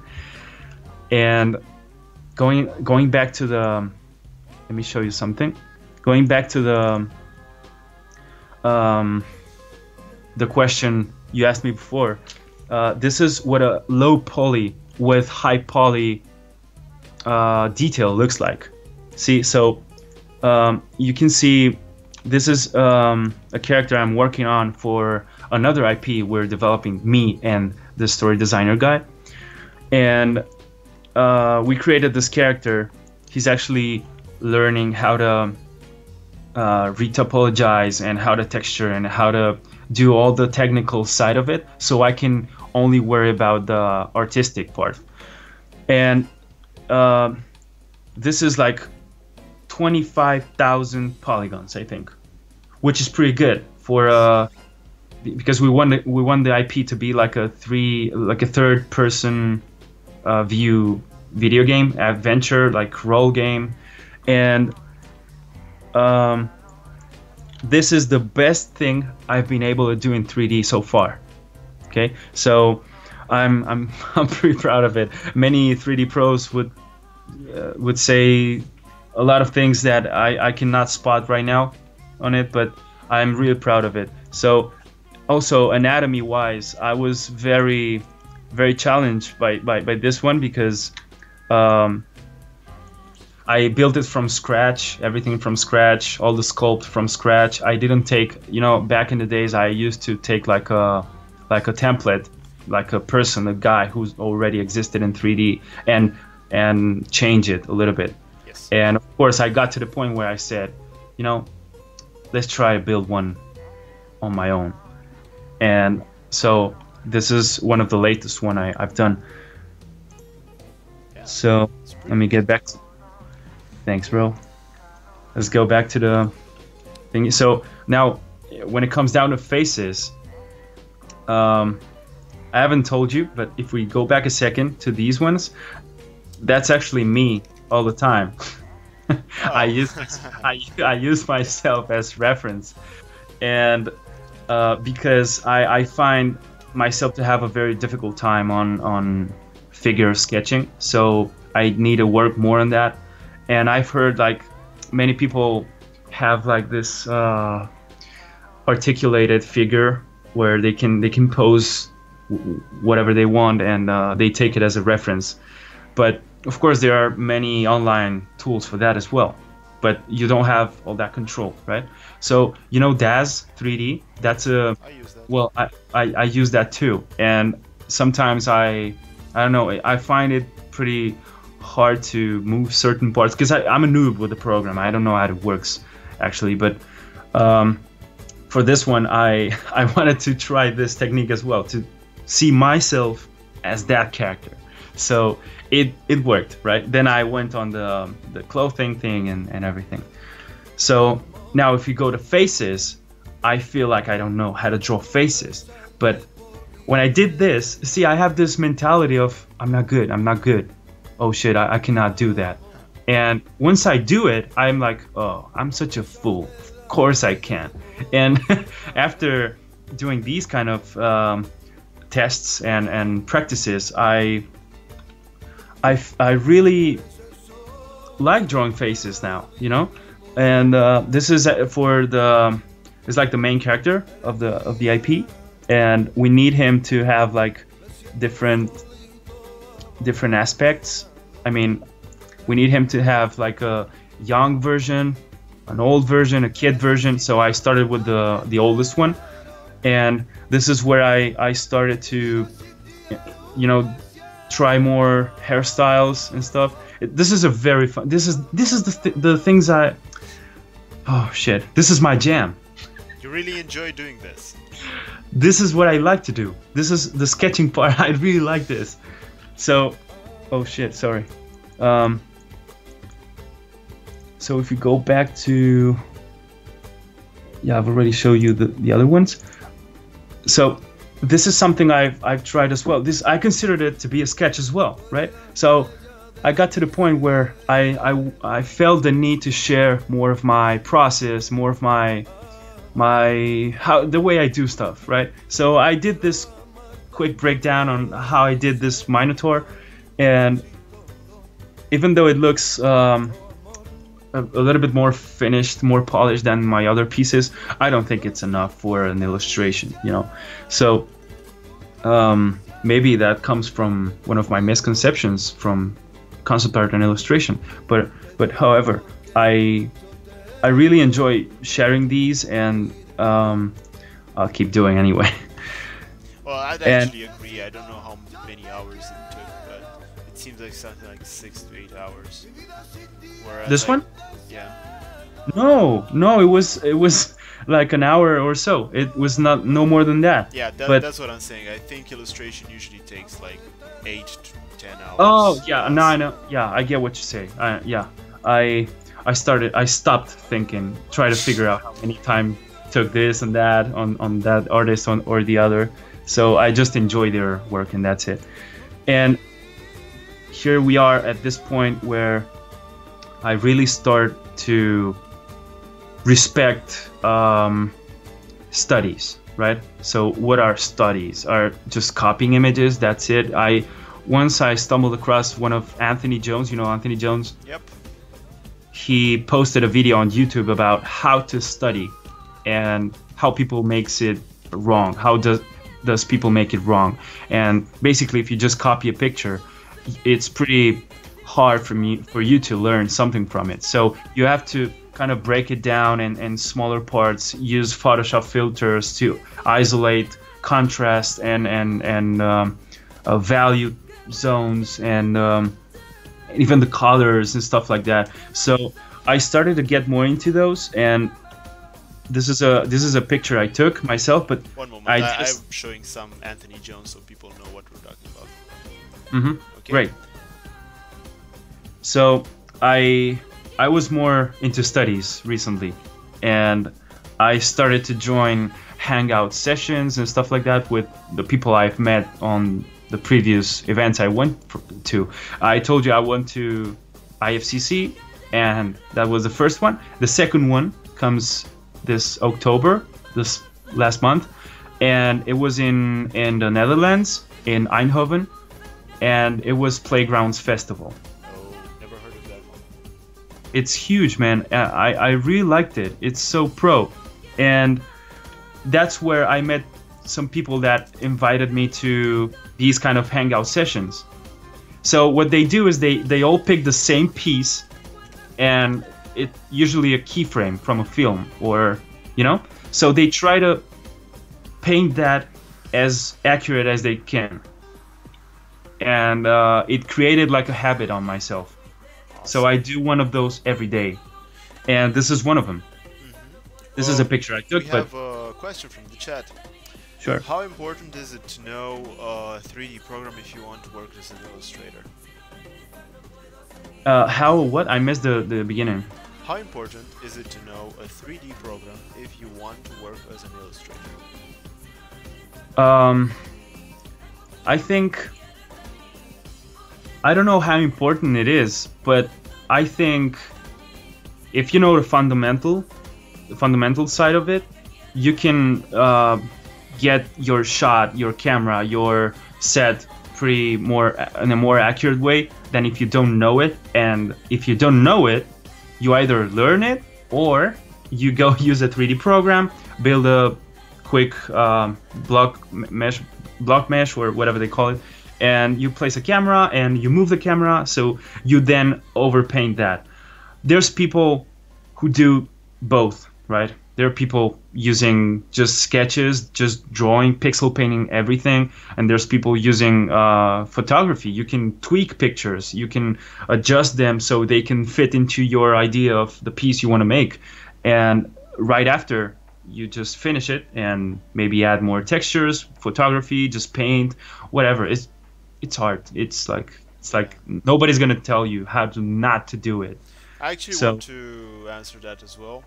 I use 3D as an illustrator in many of my jobs, and I use photography as well. When I used to just be building my portfolio, I didn't do that as much, and that was because I wanted it to be more pure, let's say, or I cared more about it. But the moment you get paid for something, you usually get a set amount for the project.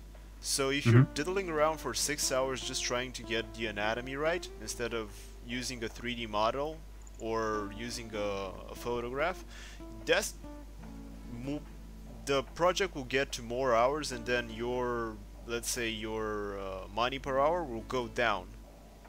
So any shortcut that you can use, any cheat that you can use, is in my opinion beneficial to reaching the end result.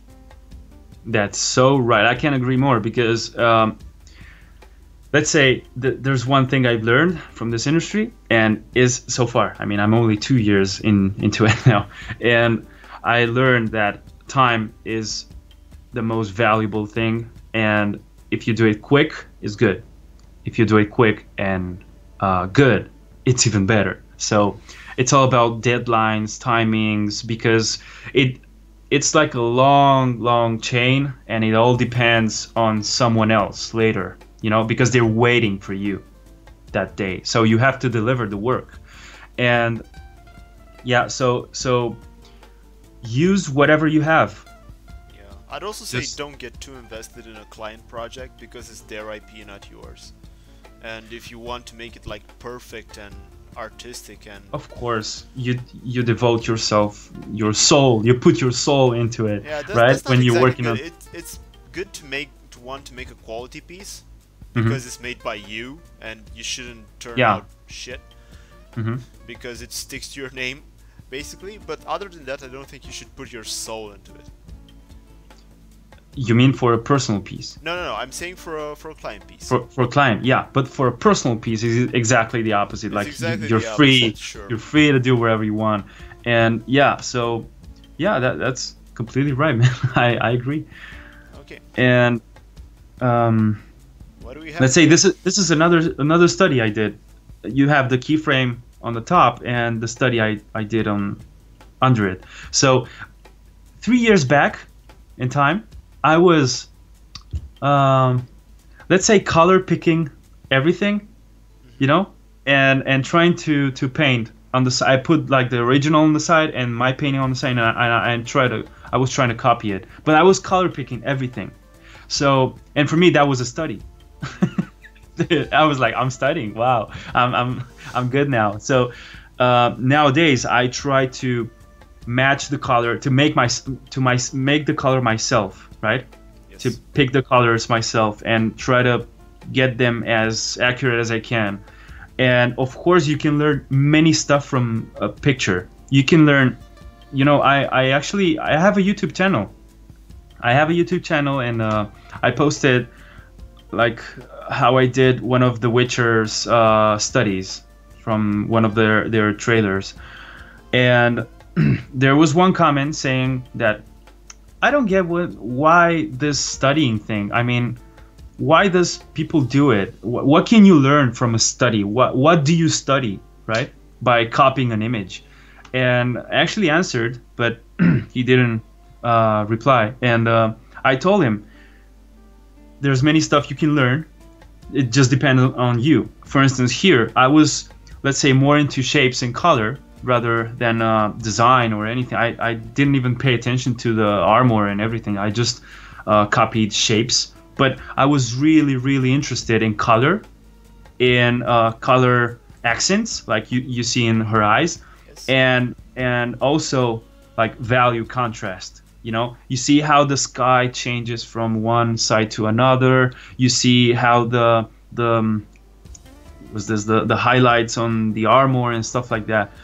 And you don't care about the anatomy. You don't care about whatever, right? You just do. I mean, you pick up your subject and you study it. That's it. It's up to you. You can study wherever you want. So this is again the guy I was working on. This is the 3D model, but to get here, I actually had to go through many different. So this is the same guy, but with armor, which is an idea we had later. Like, what if they can grow like armor, like bio. Shells. Yeah, exactly, but more related to organic, nature. Yeah, organic armor, like bioorganic armor. And so I lay out some ideas about that, and we picked 2 of them. And this is actually a previous design I did. Nice. We have another question from the chat. When Sure. you are starting a project, do you choose all your colors beforehand and limit yourself to them?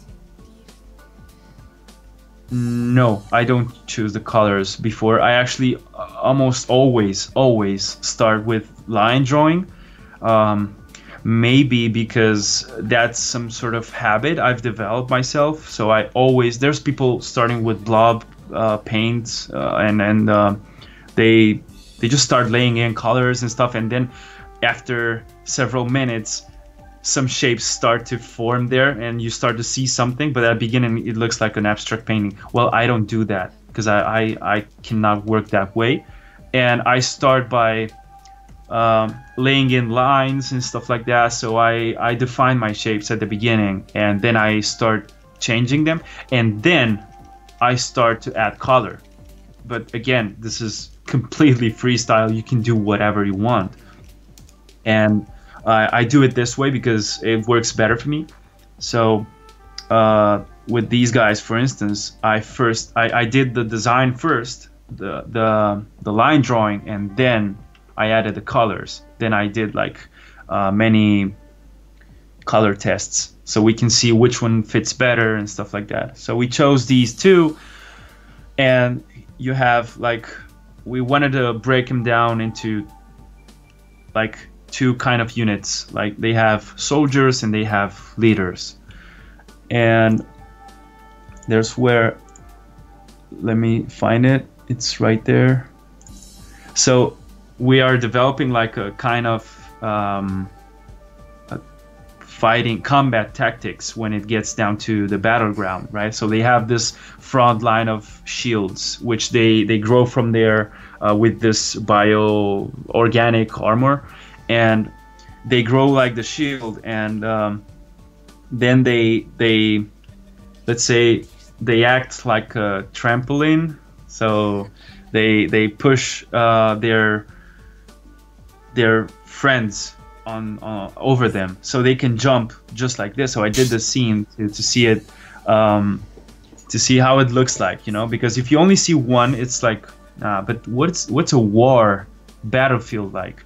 So The enemy would be on the left side, but I haven't worked on those yet, so I still have to design them. But this is how it would look like. So the most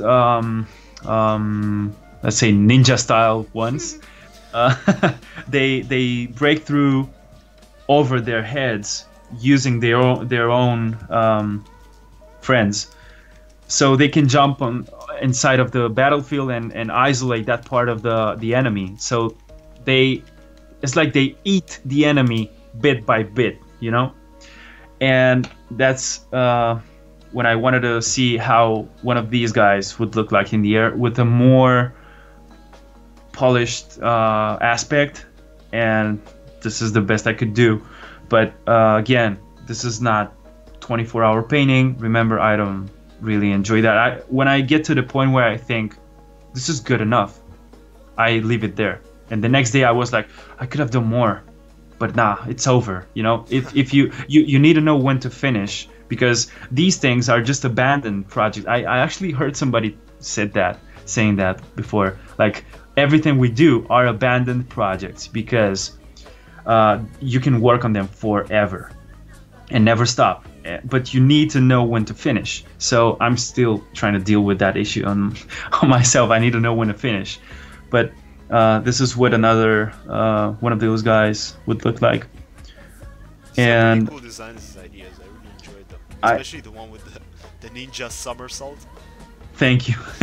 Yeah, you know, it's they have a very interesting anatomy on their legs, and that's my obstacle when it comes down to posing them, to draw them like this. I actually have a very hard time on displaying this and this, for instance. But I always start with human shape, so I just draw like I can take a picture of myself doing that, or I can look up at the guy on the internet doing it and just trace it, and that's it.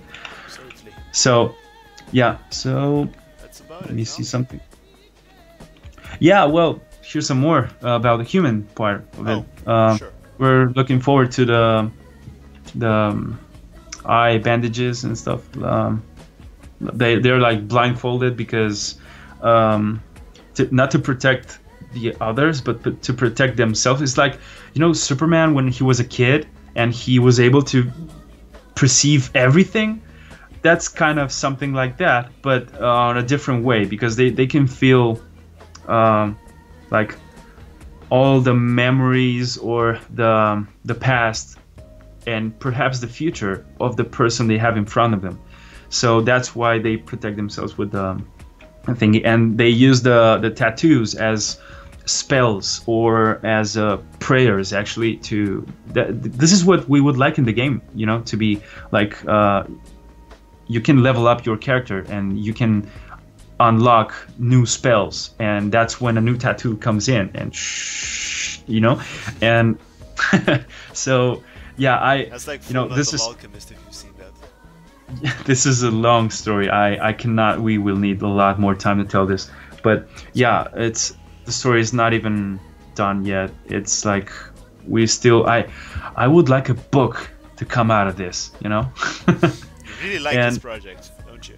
Oh man, I'm having so much fun. It's super interesting, you know, because I'm working with this guy, and he's the best guy in the world to work with, and that's why I feel so good about it. And because I feel it's more about when it gets down to the people you work with, you do really enjoy what you do, and you know, the feedback thing and everything. Well, we go back and forth every day with every single thing I do and every single thing he does, and it's amazing, because let's say I devoted myself these months to learn more and get better and get more knowledge and go to those events and stuff, and at the same time I'm working on something. This is a very interesting point I wanted to talk about, because when you say I want to get better, they tell you, well, then just start doing stuff. And then you are like, but what do I do? You know, what do I draw? And there's some people feeling that sometimes, like they experiencing that art block and they don't know what to do. So Um, well, there's something like this, something like having a project to work on, really guides you, you know, and it really helps you stick to a subject, which can be very rich. This one has like environments, it has creatures, it has anatomy, it has humans, anatomy, cloth design, and it has a lot of stuff. So, but they are all grounded to the same theme, you know. And I think that's a pretty interesting point I've heard somebody talk about when it comes down to portfolios, because they when they go to beginner portfolios, which is one of mine as well, but that's why I erased all my content from ArtStation, because I want to upload new stuff now. So when it comes down to a beginner portfolio, they actually, if you start, you see like these post-apocalyptical scene, you know, and you go to another piece and you see like a dragon, and then you go to another one and you see something completely. I was actually talking to Lydia Makov a few editions ago about this. She did a lot of series, like the bird series, the veggies in underwear series, and those are extremely popular.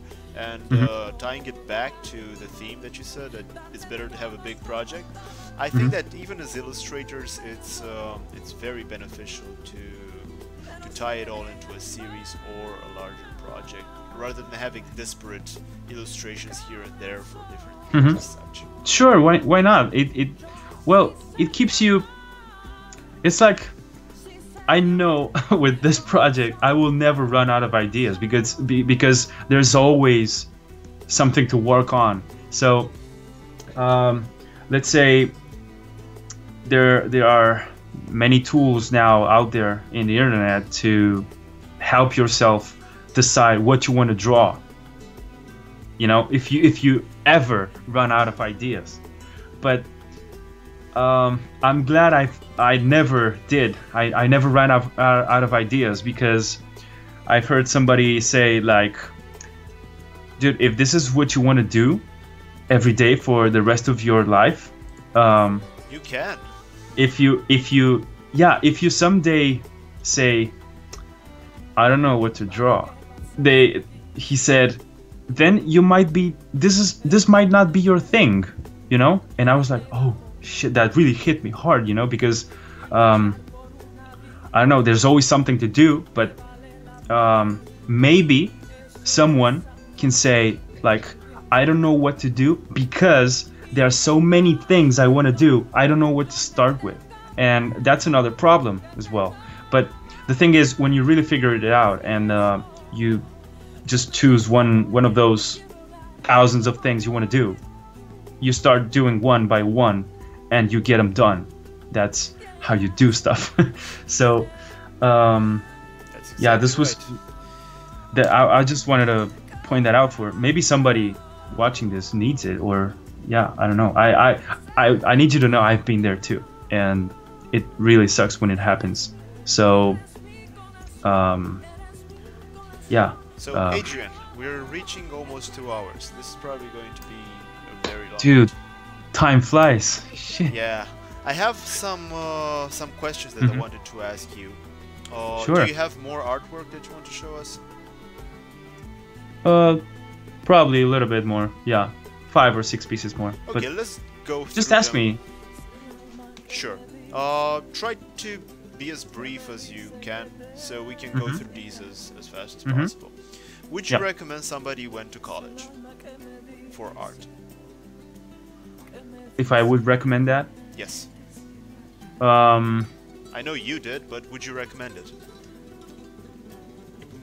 No. What do you mean? I didn't go to. I mean, you went college. To you went to the design college. Oh yeah, the graphic design thing. Yes. Yeah. I thought you were talking about this thing I'm doing right now, because it has nothing to do with that, unless we're talking about the fundamental part, which is something you can learn at school.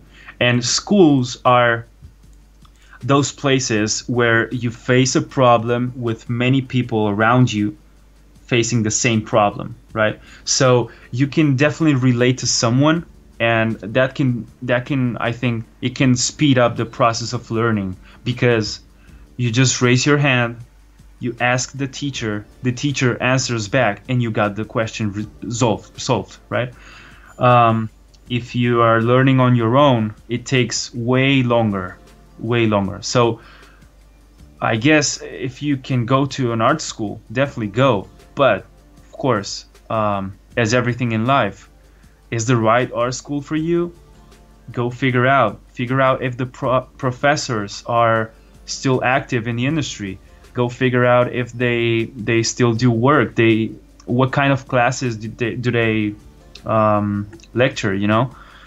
So, and of course the budget thing it's been always a problem for me, because I'm not coming from a rich family or anything. It's just normal, right? But it's not that I can suddenly spend 40K on a school now, because I don't know, their school, I wanted to go to the Fengzhou one, you know, in Singapore. That's super expensive for me, and I couldn't make it. And now that I'm here, I realize maybe it was the right thing for me to not go there for some reason. I don't know, because I feel like I've been learning from his free content and from many other resources, from many other artists, and that's something I didn't have back then. That's why I wanted to go to a school, because I felt like, oh my God, I don't have anything to learn from. That's when I start to buy books, a lot of books, you know,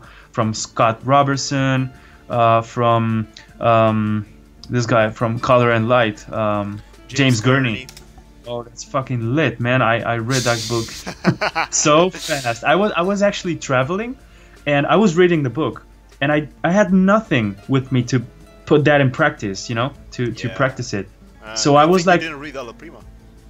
So it's like I was oil painting 100%. Alla Prima is written by Richard Schmidt, and I really liked it. I read it in college when I was doing oil painting, like 100% oil painting. It was really good. Let's see the rest of the Sure. images, so we can go back to the interview format. Sure, just sketches again, like some sort of a mount. This was heavily inspired by this cartoon film with the dragon, How to Train Your Dragon. Yeah. So yeah, I was heavily inspired by that. Oh, here's the other one. Okay. This is some sort of a guardian. I was developing for the for Hive for the game from Katniss, but it didn't make it into a game. Okay. And oh, this is some. I wanted to portray this scene when one of us just jumped on a giant snake back, and it didn't came up well in this role game I was talking to you about. So it's fun to portray these scenes, because you can definitely relate to something tangible. And yeah, this is it for now. Okay. Let's go back So, to the interview format. So what do? I stop screen sharing? Yeah, you stop screen sharing. Okay. Now It's let's done? answer Yep. some questions, right? Sure, As go fast ahead. as we can. Now, Right. you say you prefer to be a concept artist and not an illustrator. Why do you say Hmm? that? I said that because I found out I'm not patient anymore with because that's my vision of what an illustrator is. It is like somebody who creates a product which goes straight to the consumer, Yes. right? And that product takes a lot of time to get done, and it's highly polished and it's highly beautiful. And I feel like I cannot do that because I don't have the patience to run through a painting for tons of hours, right? Interesting. It's also the And- fact that you're super creative, and just spending a week on a painting does not seem to fit your character. Yeah, well, you know, the detailing part seems to be like the biggest chunk of time from the whole experience. True. So, and that's something I think I don't like. That's why I figured it out, and I said, oh, you know, I think I prefer to go back to sketching something else. that's when I got to the problem of never finishing anything, because I was sketching something and a new idea, and then I started a new one, and yeah. But now I figured out you have to finish stuff, which I took from Jake Parker, the Inktober guy. Yes. He made a video about how important it is to finish stuff. Finish, not perfect, I think it Yeah. is. Meanwhile, on the concept side, you work on the, let's say the sweet spot of the creativity part of the process. So you are constantly developing and laying down new ideas and stuff, and you have to make it readable. You cannot just sell a sketch, a rough sketch, and that's it. This is what I got. No, it goes up to, I don't know, they kind of intersect a little bit nowadays, illustration and concept art. There are people doing both. An illustrator can be a concept artist, yes. and a concept artist can be an illustrator as well. So maybe I did some myself. There is a bit of specialization today. Of course. I would say more than in the past. What would you say are your biggest inspiration? You already talked about Feng Zhu and Anthony Jones. Let's say like 2 or 3 more. Sure. So I realized I really like Naughty Dog, and I figured out Eitan Zana, Okay. and I don't know, I I have so many. Why do I have to choose 3? This is painful. But I would say because those would be the biggest, and it would be easy to pick them. Sure. So yeah, Feng Zhu is definitely one of them. Okay. And then let's say there's another one I've discovered recently. His name is Stefan Richard Wuta, I think. Wow. That's, if I pronounce that well. And that's not only a great artist, but I haven't met him, but I think he's a great person. He's starting to unleash the knowledge for free for everybody. How do you write that? How do you write his last name? Wootha. Okay, so I can show him on the screen. Yeah, that's like his nickname. He's always using that, Wootha. And he actually has a page on Facebook, which is the Art Hacker Arena, where they actually always ask for feedback and stuff. It's kind of like a level up, from Derek Zabrokian. So they're a pretty friendly community, and I definitely recommend it. And then if I have to say another one, I would say I would say Eitan Zana, actually, because it's I do really enjoy his colorful paintings, and because he's an environment artist, and that's what I want to be. So I'm always pursuing that, and characters are dragging me, But nah, just kidding. I just like it, and if I have to name 3 of them, that would be it. Okay, what would you say was your biggest breakthrough, your biggest aha moment? My biggest milestone, or no, your biggest aha moment, like, oh, I get it now. Can you repeat that again? Because I'm not getting it. My question is, what would you say was your biggest breakthrough? Or, if you want, what was the biggest surprise you got, or dose of reality? Okay. So, I'm gonna say 2 of them, okay? Sure. The first one was when I was trying to become an artist, a concept artist, and I was home, and I was painting all day and trying to become better. So that's when I got the surprise call from Katniss Games, for instance, which was my first job in the industry. So, I had many people around me telling me, get a job, you're always home, you're just watching YouTube all day, you just Facebook all day.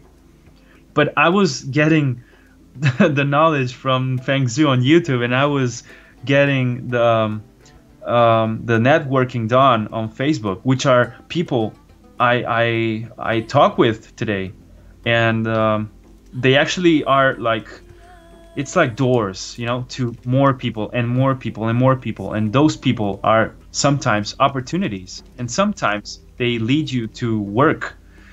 That's how it works. So when I got this call, I was like, oh shit, what about all the people who've been telling me now to get a job? How about now I work on what I want to work? I'm a concept artist, you know. So that was really good experience. So Okay.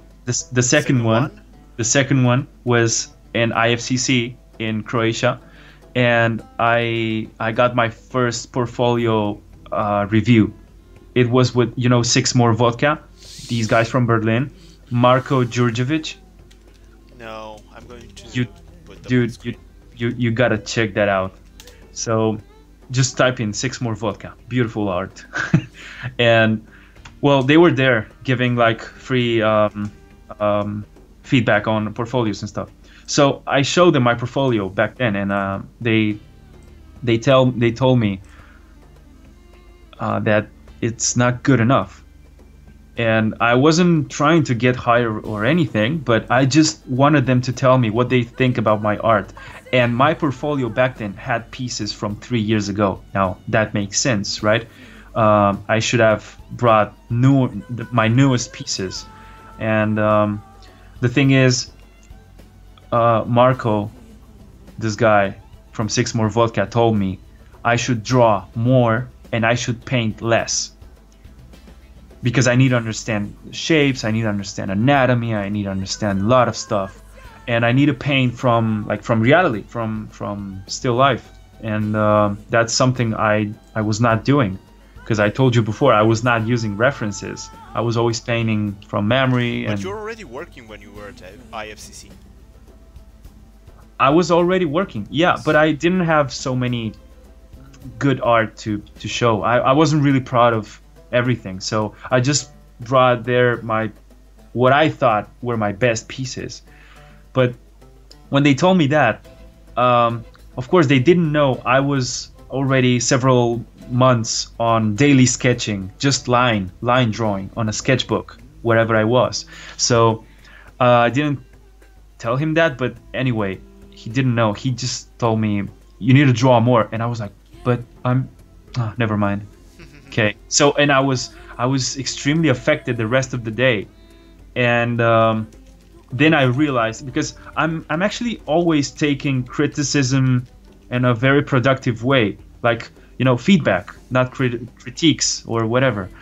So that day, I don't know why I took it so bad. I was like, okay, well, thank you, and yeah, and the next day I was like, I'm so stupid, man. The fuck, I need to get better. And yeah, and those two I think were the most remarkable things. Excellent. What were your parents saying when you spent the 2 years at home?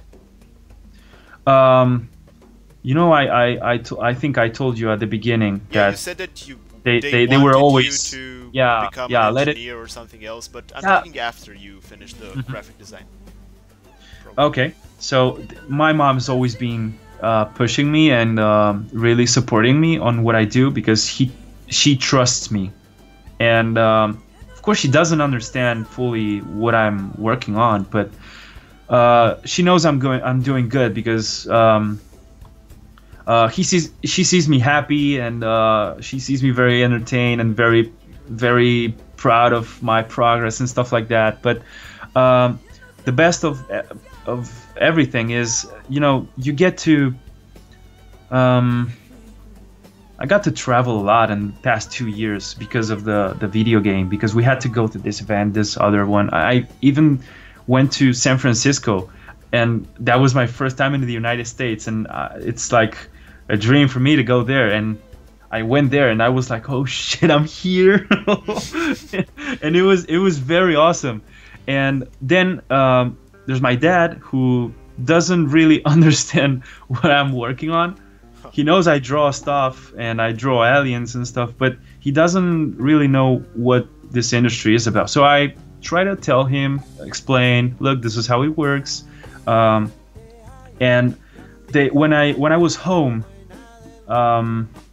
they just told me to keep going. That's it. My mom was actually the only one who didn't say anything about YouTube, Facebook. You're always home. You're never working. Go get a job and stuff like that. Actually, I wanted to get a job as a waiter at a local restaurant right here, and she didn't let me do it. She said, "Why would you do that? You working on this every day. Just go for it. If you say there's a job opportunity for this, why don't you go and get it? You know, if you say this industry is so big and you can get that life you want, why don't you go for it?" So that motivated me the most. You know, And George said something really, really interesting when I asked him a similar question. He said that his mom didn't believe in what he was doing, but yes, I watched his, she believed in him, and I think that was a really yeah, memorable yeah, quote. sure. It's I think it's pretty much the same, because I don't know what you're doing, but I trust you. Yep. So go ahead. There you go. Now, you draw aliens, big bugs, crazy soldiers for a living. Do you ever feel that what you are doing is childish? Is what? Childish. Infantile. Childish. No. I think there are two words to define that. There is childish and child mentality. I think they're pretty different, because you know, when you're a kid, you just do whatever you want, and you don't worry about what everybody might think about that, or is this long-term valuable for me. I don't know. I'm not sure if what I'm doing. I could be doing this 2 years from now. I don't know. If you want to go into the woods and check worms and study bugs and stuff like that, if you want to play football, if you want to play whatever, you just do it. You don't think about anything else. You just do it. And that's what I did with drawing. I was not thinking about I need to finish this drawing in 1 hour. I need to design this specific thing. I just did whatever I wanted, and that led me to what I am now. And if it is childish, it's not childish. It's child mentality, I think, because you know, artists are those people who didn't let the kid inside of them die when they got older. Because I met many people who told me, "Oh, you do drawings?" "Yeah, I used to as well. Yeah, when I was a kid, but then nah, I just left it and let it flow away." And I believe that, you know, talent might exist. I actually had a very long fight with myself in between hard work. No, hard work beats talent. No, talent or nothing. And I firmly believe now that I've listened to, I don't remember the name of this guy, but I might post it down below in the description or something. He said, talent is like a parasite that visits you when you are very, very young, and he stays there for a while. And if you don't feed it, it dies. So I think I fed it pretty good, pretty much, and it grew into what I am right now. So yeah, well, I was asking this question because we have schoolmates and stuff that became doctors and lawyers, and they would see what we do as being a bit childish. Oh, but they don't relate to this industry. They do not. So I don't take it as an offense or anything. I understand. I don't understand what they are doing either. Like it's about, you know, judging. I feel like I don't really like to do that because yeah, I don't know. It's a broad, wide subject, but yeah, it simply goes down to that. If you don't know, then just listen. Excellent.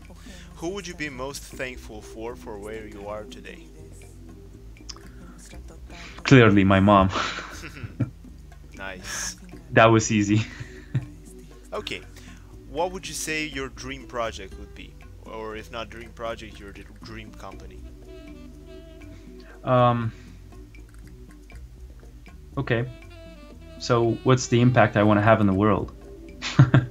I want to create something that inspires other people, that inspires again other people, and create like a chain of inspiration and motivation, and really drive people towards what they really want. But because there's many people lost, you know, they're like, I don't know if I should do this or that, and there's a huge distance in between these two things they want to do. So I want to be there somehow and help them decide, and but not because I tell them what to do, because I believe the best teacher is not the one who tells you what to do, but the one who tells you, look, you have this option and you have this option. Now choose. This one is about this and this one is about this. It's up to you now. And I think that's what my mom did with me, and I really appreciate that. And that's the same approach I had from professors from the high school degree thing. They were misunderstood by the rest of my colleagues by saying like, these dudes, these teachers are crazy. They're talking a lot of stuff that doesn't make any sense. And I was like, no, dude, listen, it makes a lot of sense. And yeah, so I would like to create something. I don't know if it's an IP, if it's because you can see George Lucas, for instance, right? He created Star Wars. What's the impact that had on the world? It's fucking huge. So I would like to create something of the same concept, you know, like something that really drags people into to discover themselves or something like that, to know their own path and everything. And I don't know, I'm not really into creating a video game company, but this project we're building right now, I'm really, really into this, and I wish it could become a book or something. And I just want to read this whole story because it's so interesting to me. And long story short, it all goes to the people, right? I want everybody to be happy about their lives, and because they chose the right thing, and not feel sorry for a bad decision or anything. So that's good. it. Okay, and we wish you luck, of course. What would you say are the difference between working as a concept artist in-house versus working freelance? Well, you have to be very, very extremely good at time management if you work at home. And because now, even if I don't work, I work on this, what I call personal project, right? Because we don't have an income yet. But I feel like I'm working as a freelancer because every day I wake up and at a certain time I have to be online to work.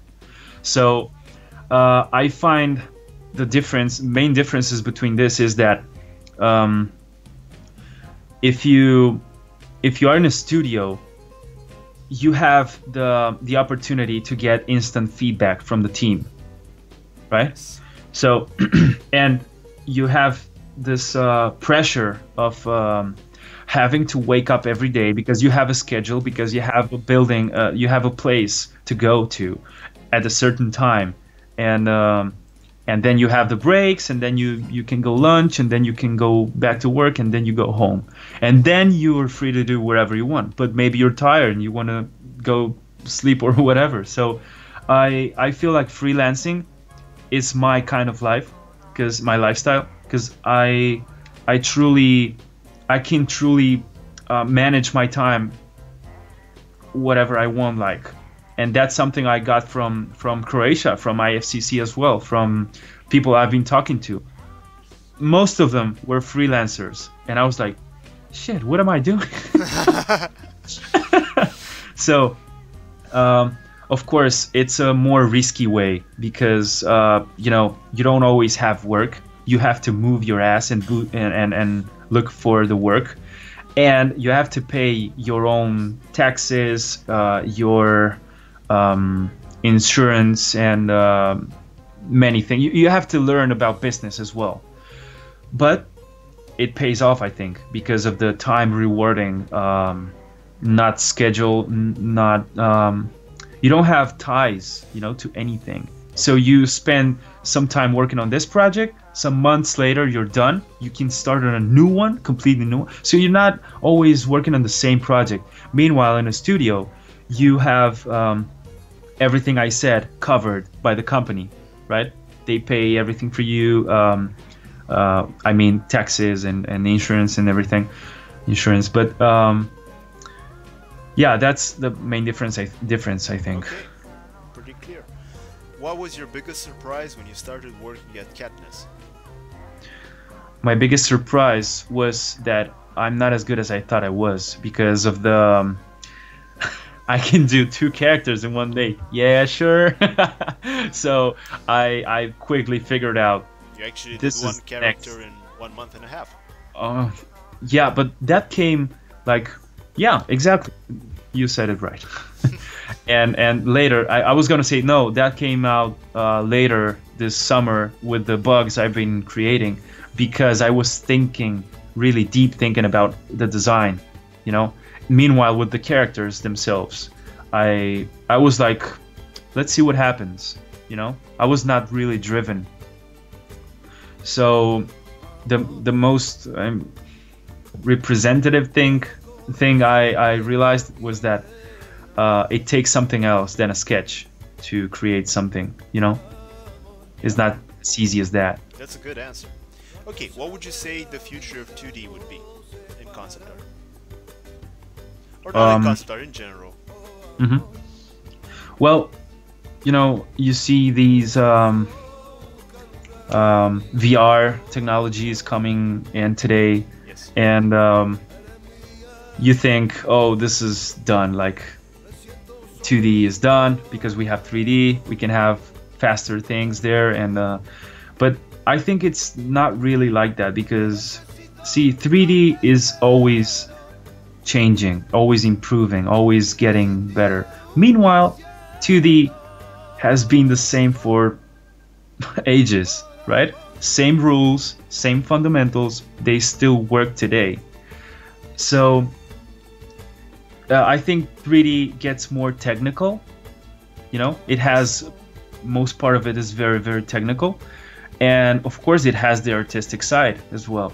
But meanwhile, on 2D, it relies more on the I would say 3D space view. You have like this universal feeling. You can imagine an object in 3D and rotate it in your head and see it and then draw it. Well, in 3D, you need a program to do that if you don't know how to do it. So you rely on 3D. But the future of 2D is that, I don't know, it's my opinion. I think it's never gonna die, because it's like lifetime, life lasting, like forever, right? Sure. So, I don't know. Yeah, I think it's way easier to portray something in 2D than in 3D, and then you would say, oh, but now you have 3D sketching with the VR thing and stuff like that. It's still 2D, but inside of a sphere or something.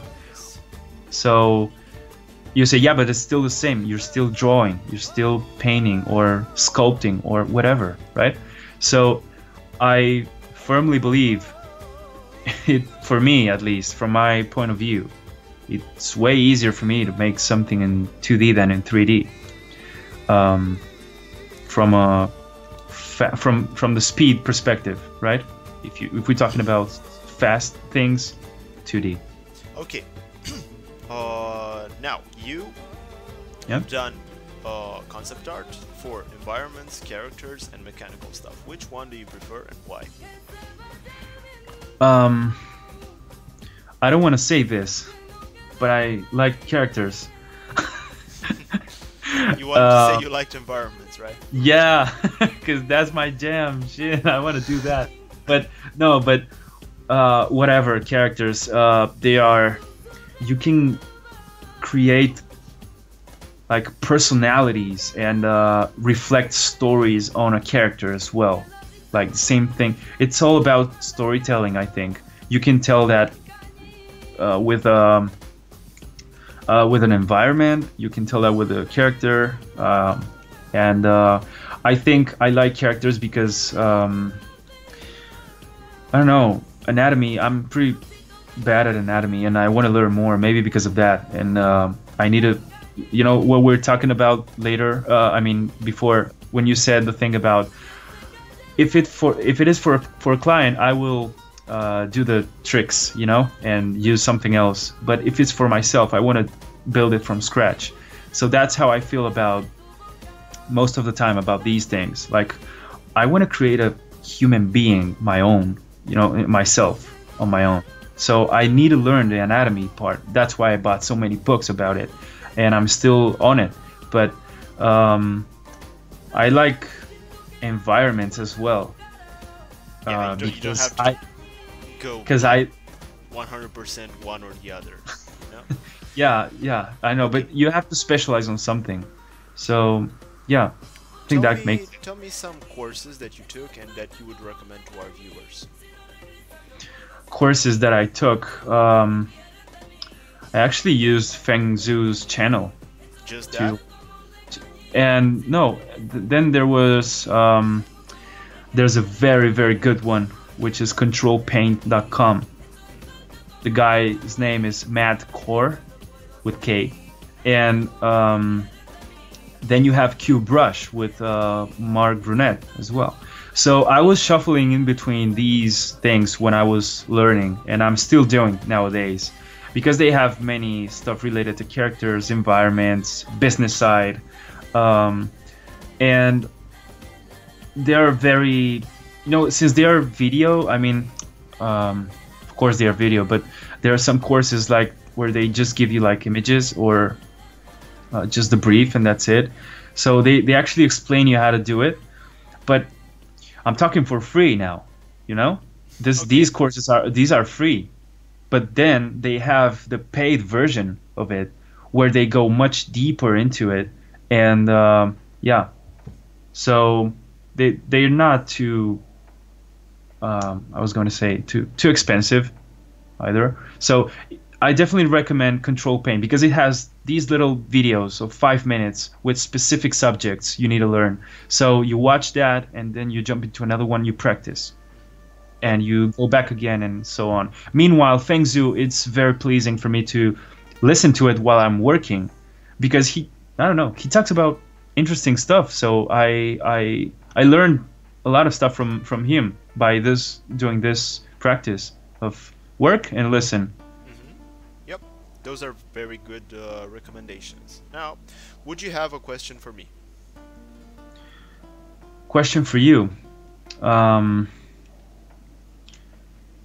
Well, does it have to be related to this industry? I mean, I was going to ask you about YouTube. You can ask me whatever you want. I was going to ask you, how did you got to the point where you say, I'm going to create a YouTube channel for people to be interviewed by me, and you know, you're growing actually, because I can see it on the views and the subscribers and stuff, but how do you get to the point where you say, sure. Okay. I want to do this? So what clicked on you that day, or so what? When I work, I do a lot of rendering, like just rendering, and that doesn't take a lot of brain power. So I just put something in the background to listen to. I usually listen to podcasts. I would listen to Level Up or Art Cafe or any of these other shows that were in English. And I was like, you know what? It would be cool if we had a show that was in Romanian or with Romanian artists, just for us, because we are a small community, we're disparate. Some of us are in different counties like Moldova or back in Transylvania, in Ardeal, Sibiu, Târgu or Bucharest. So I was like, what if I can do something like this that would kind of make a little bit of a community for Romania, you know? The other thing was that I just wanted to socialize with other artists, and felt like doing this show would be shooting two birds with one stone. Dude, that's a very good way to get out there, you know, for you and for me and for anybody coming here. Because let's say we both benefit from this.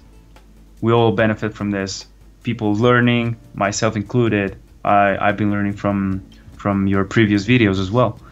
And it's very, very nice and very respectful that you took the decision to begin a YouTube channel, because it took me very, very long to begin this, you know, because I was like, no, my English is not good enough, because I wanted to make it in English.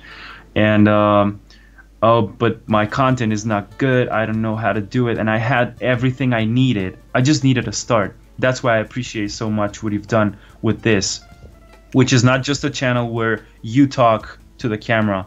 You're actually dragging more people into this, and that's very, very nice. So thanks for having me here, and thanks for doing what you do. Thank you. I mean, all I want is that people that work or render or do 3D to put my videos in the background and maybe learn something from them. Not from me, from my guests, you know? Now we have one last question from one of our viewers. Have you ever thought about studying after the old masters, like Renaissance and stuff like that? Yeah, I've been thinking about it.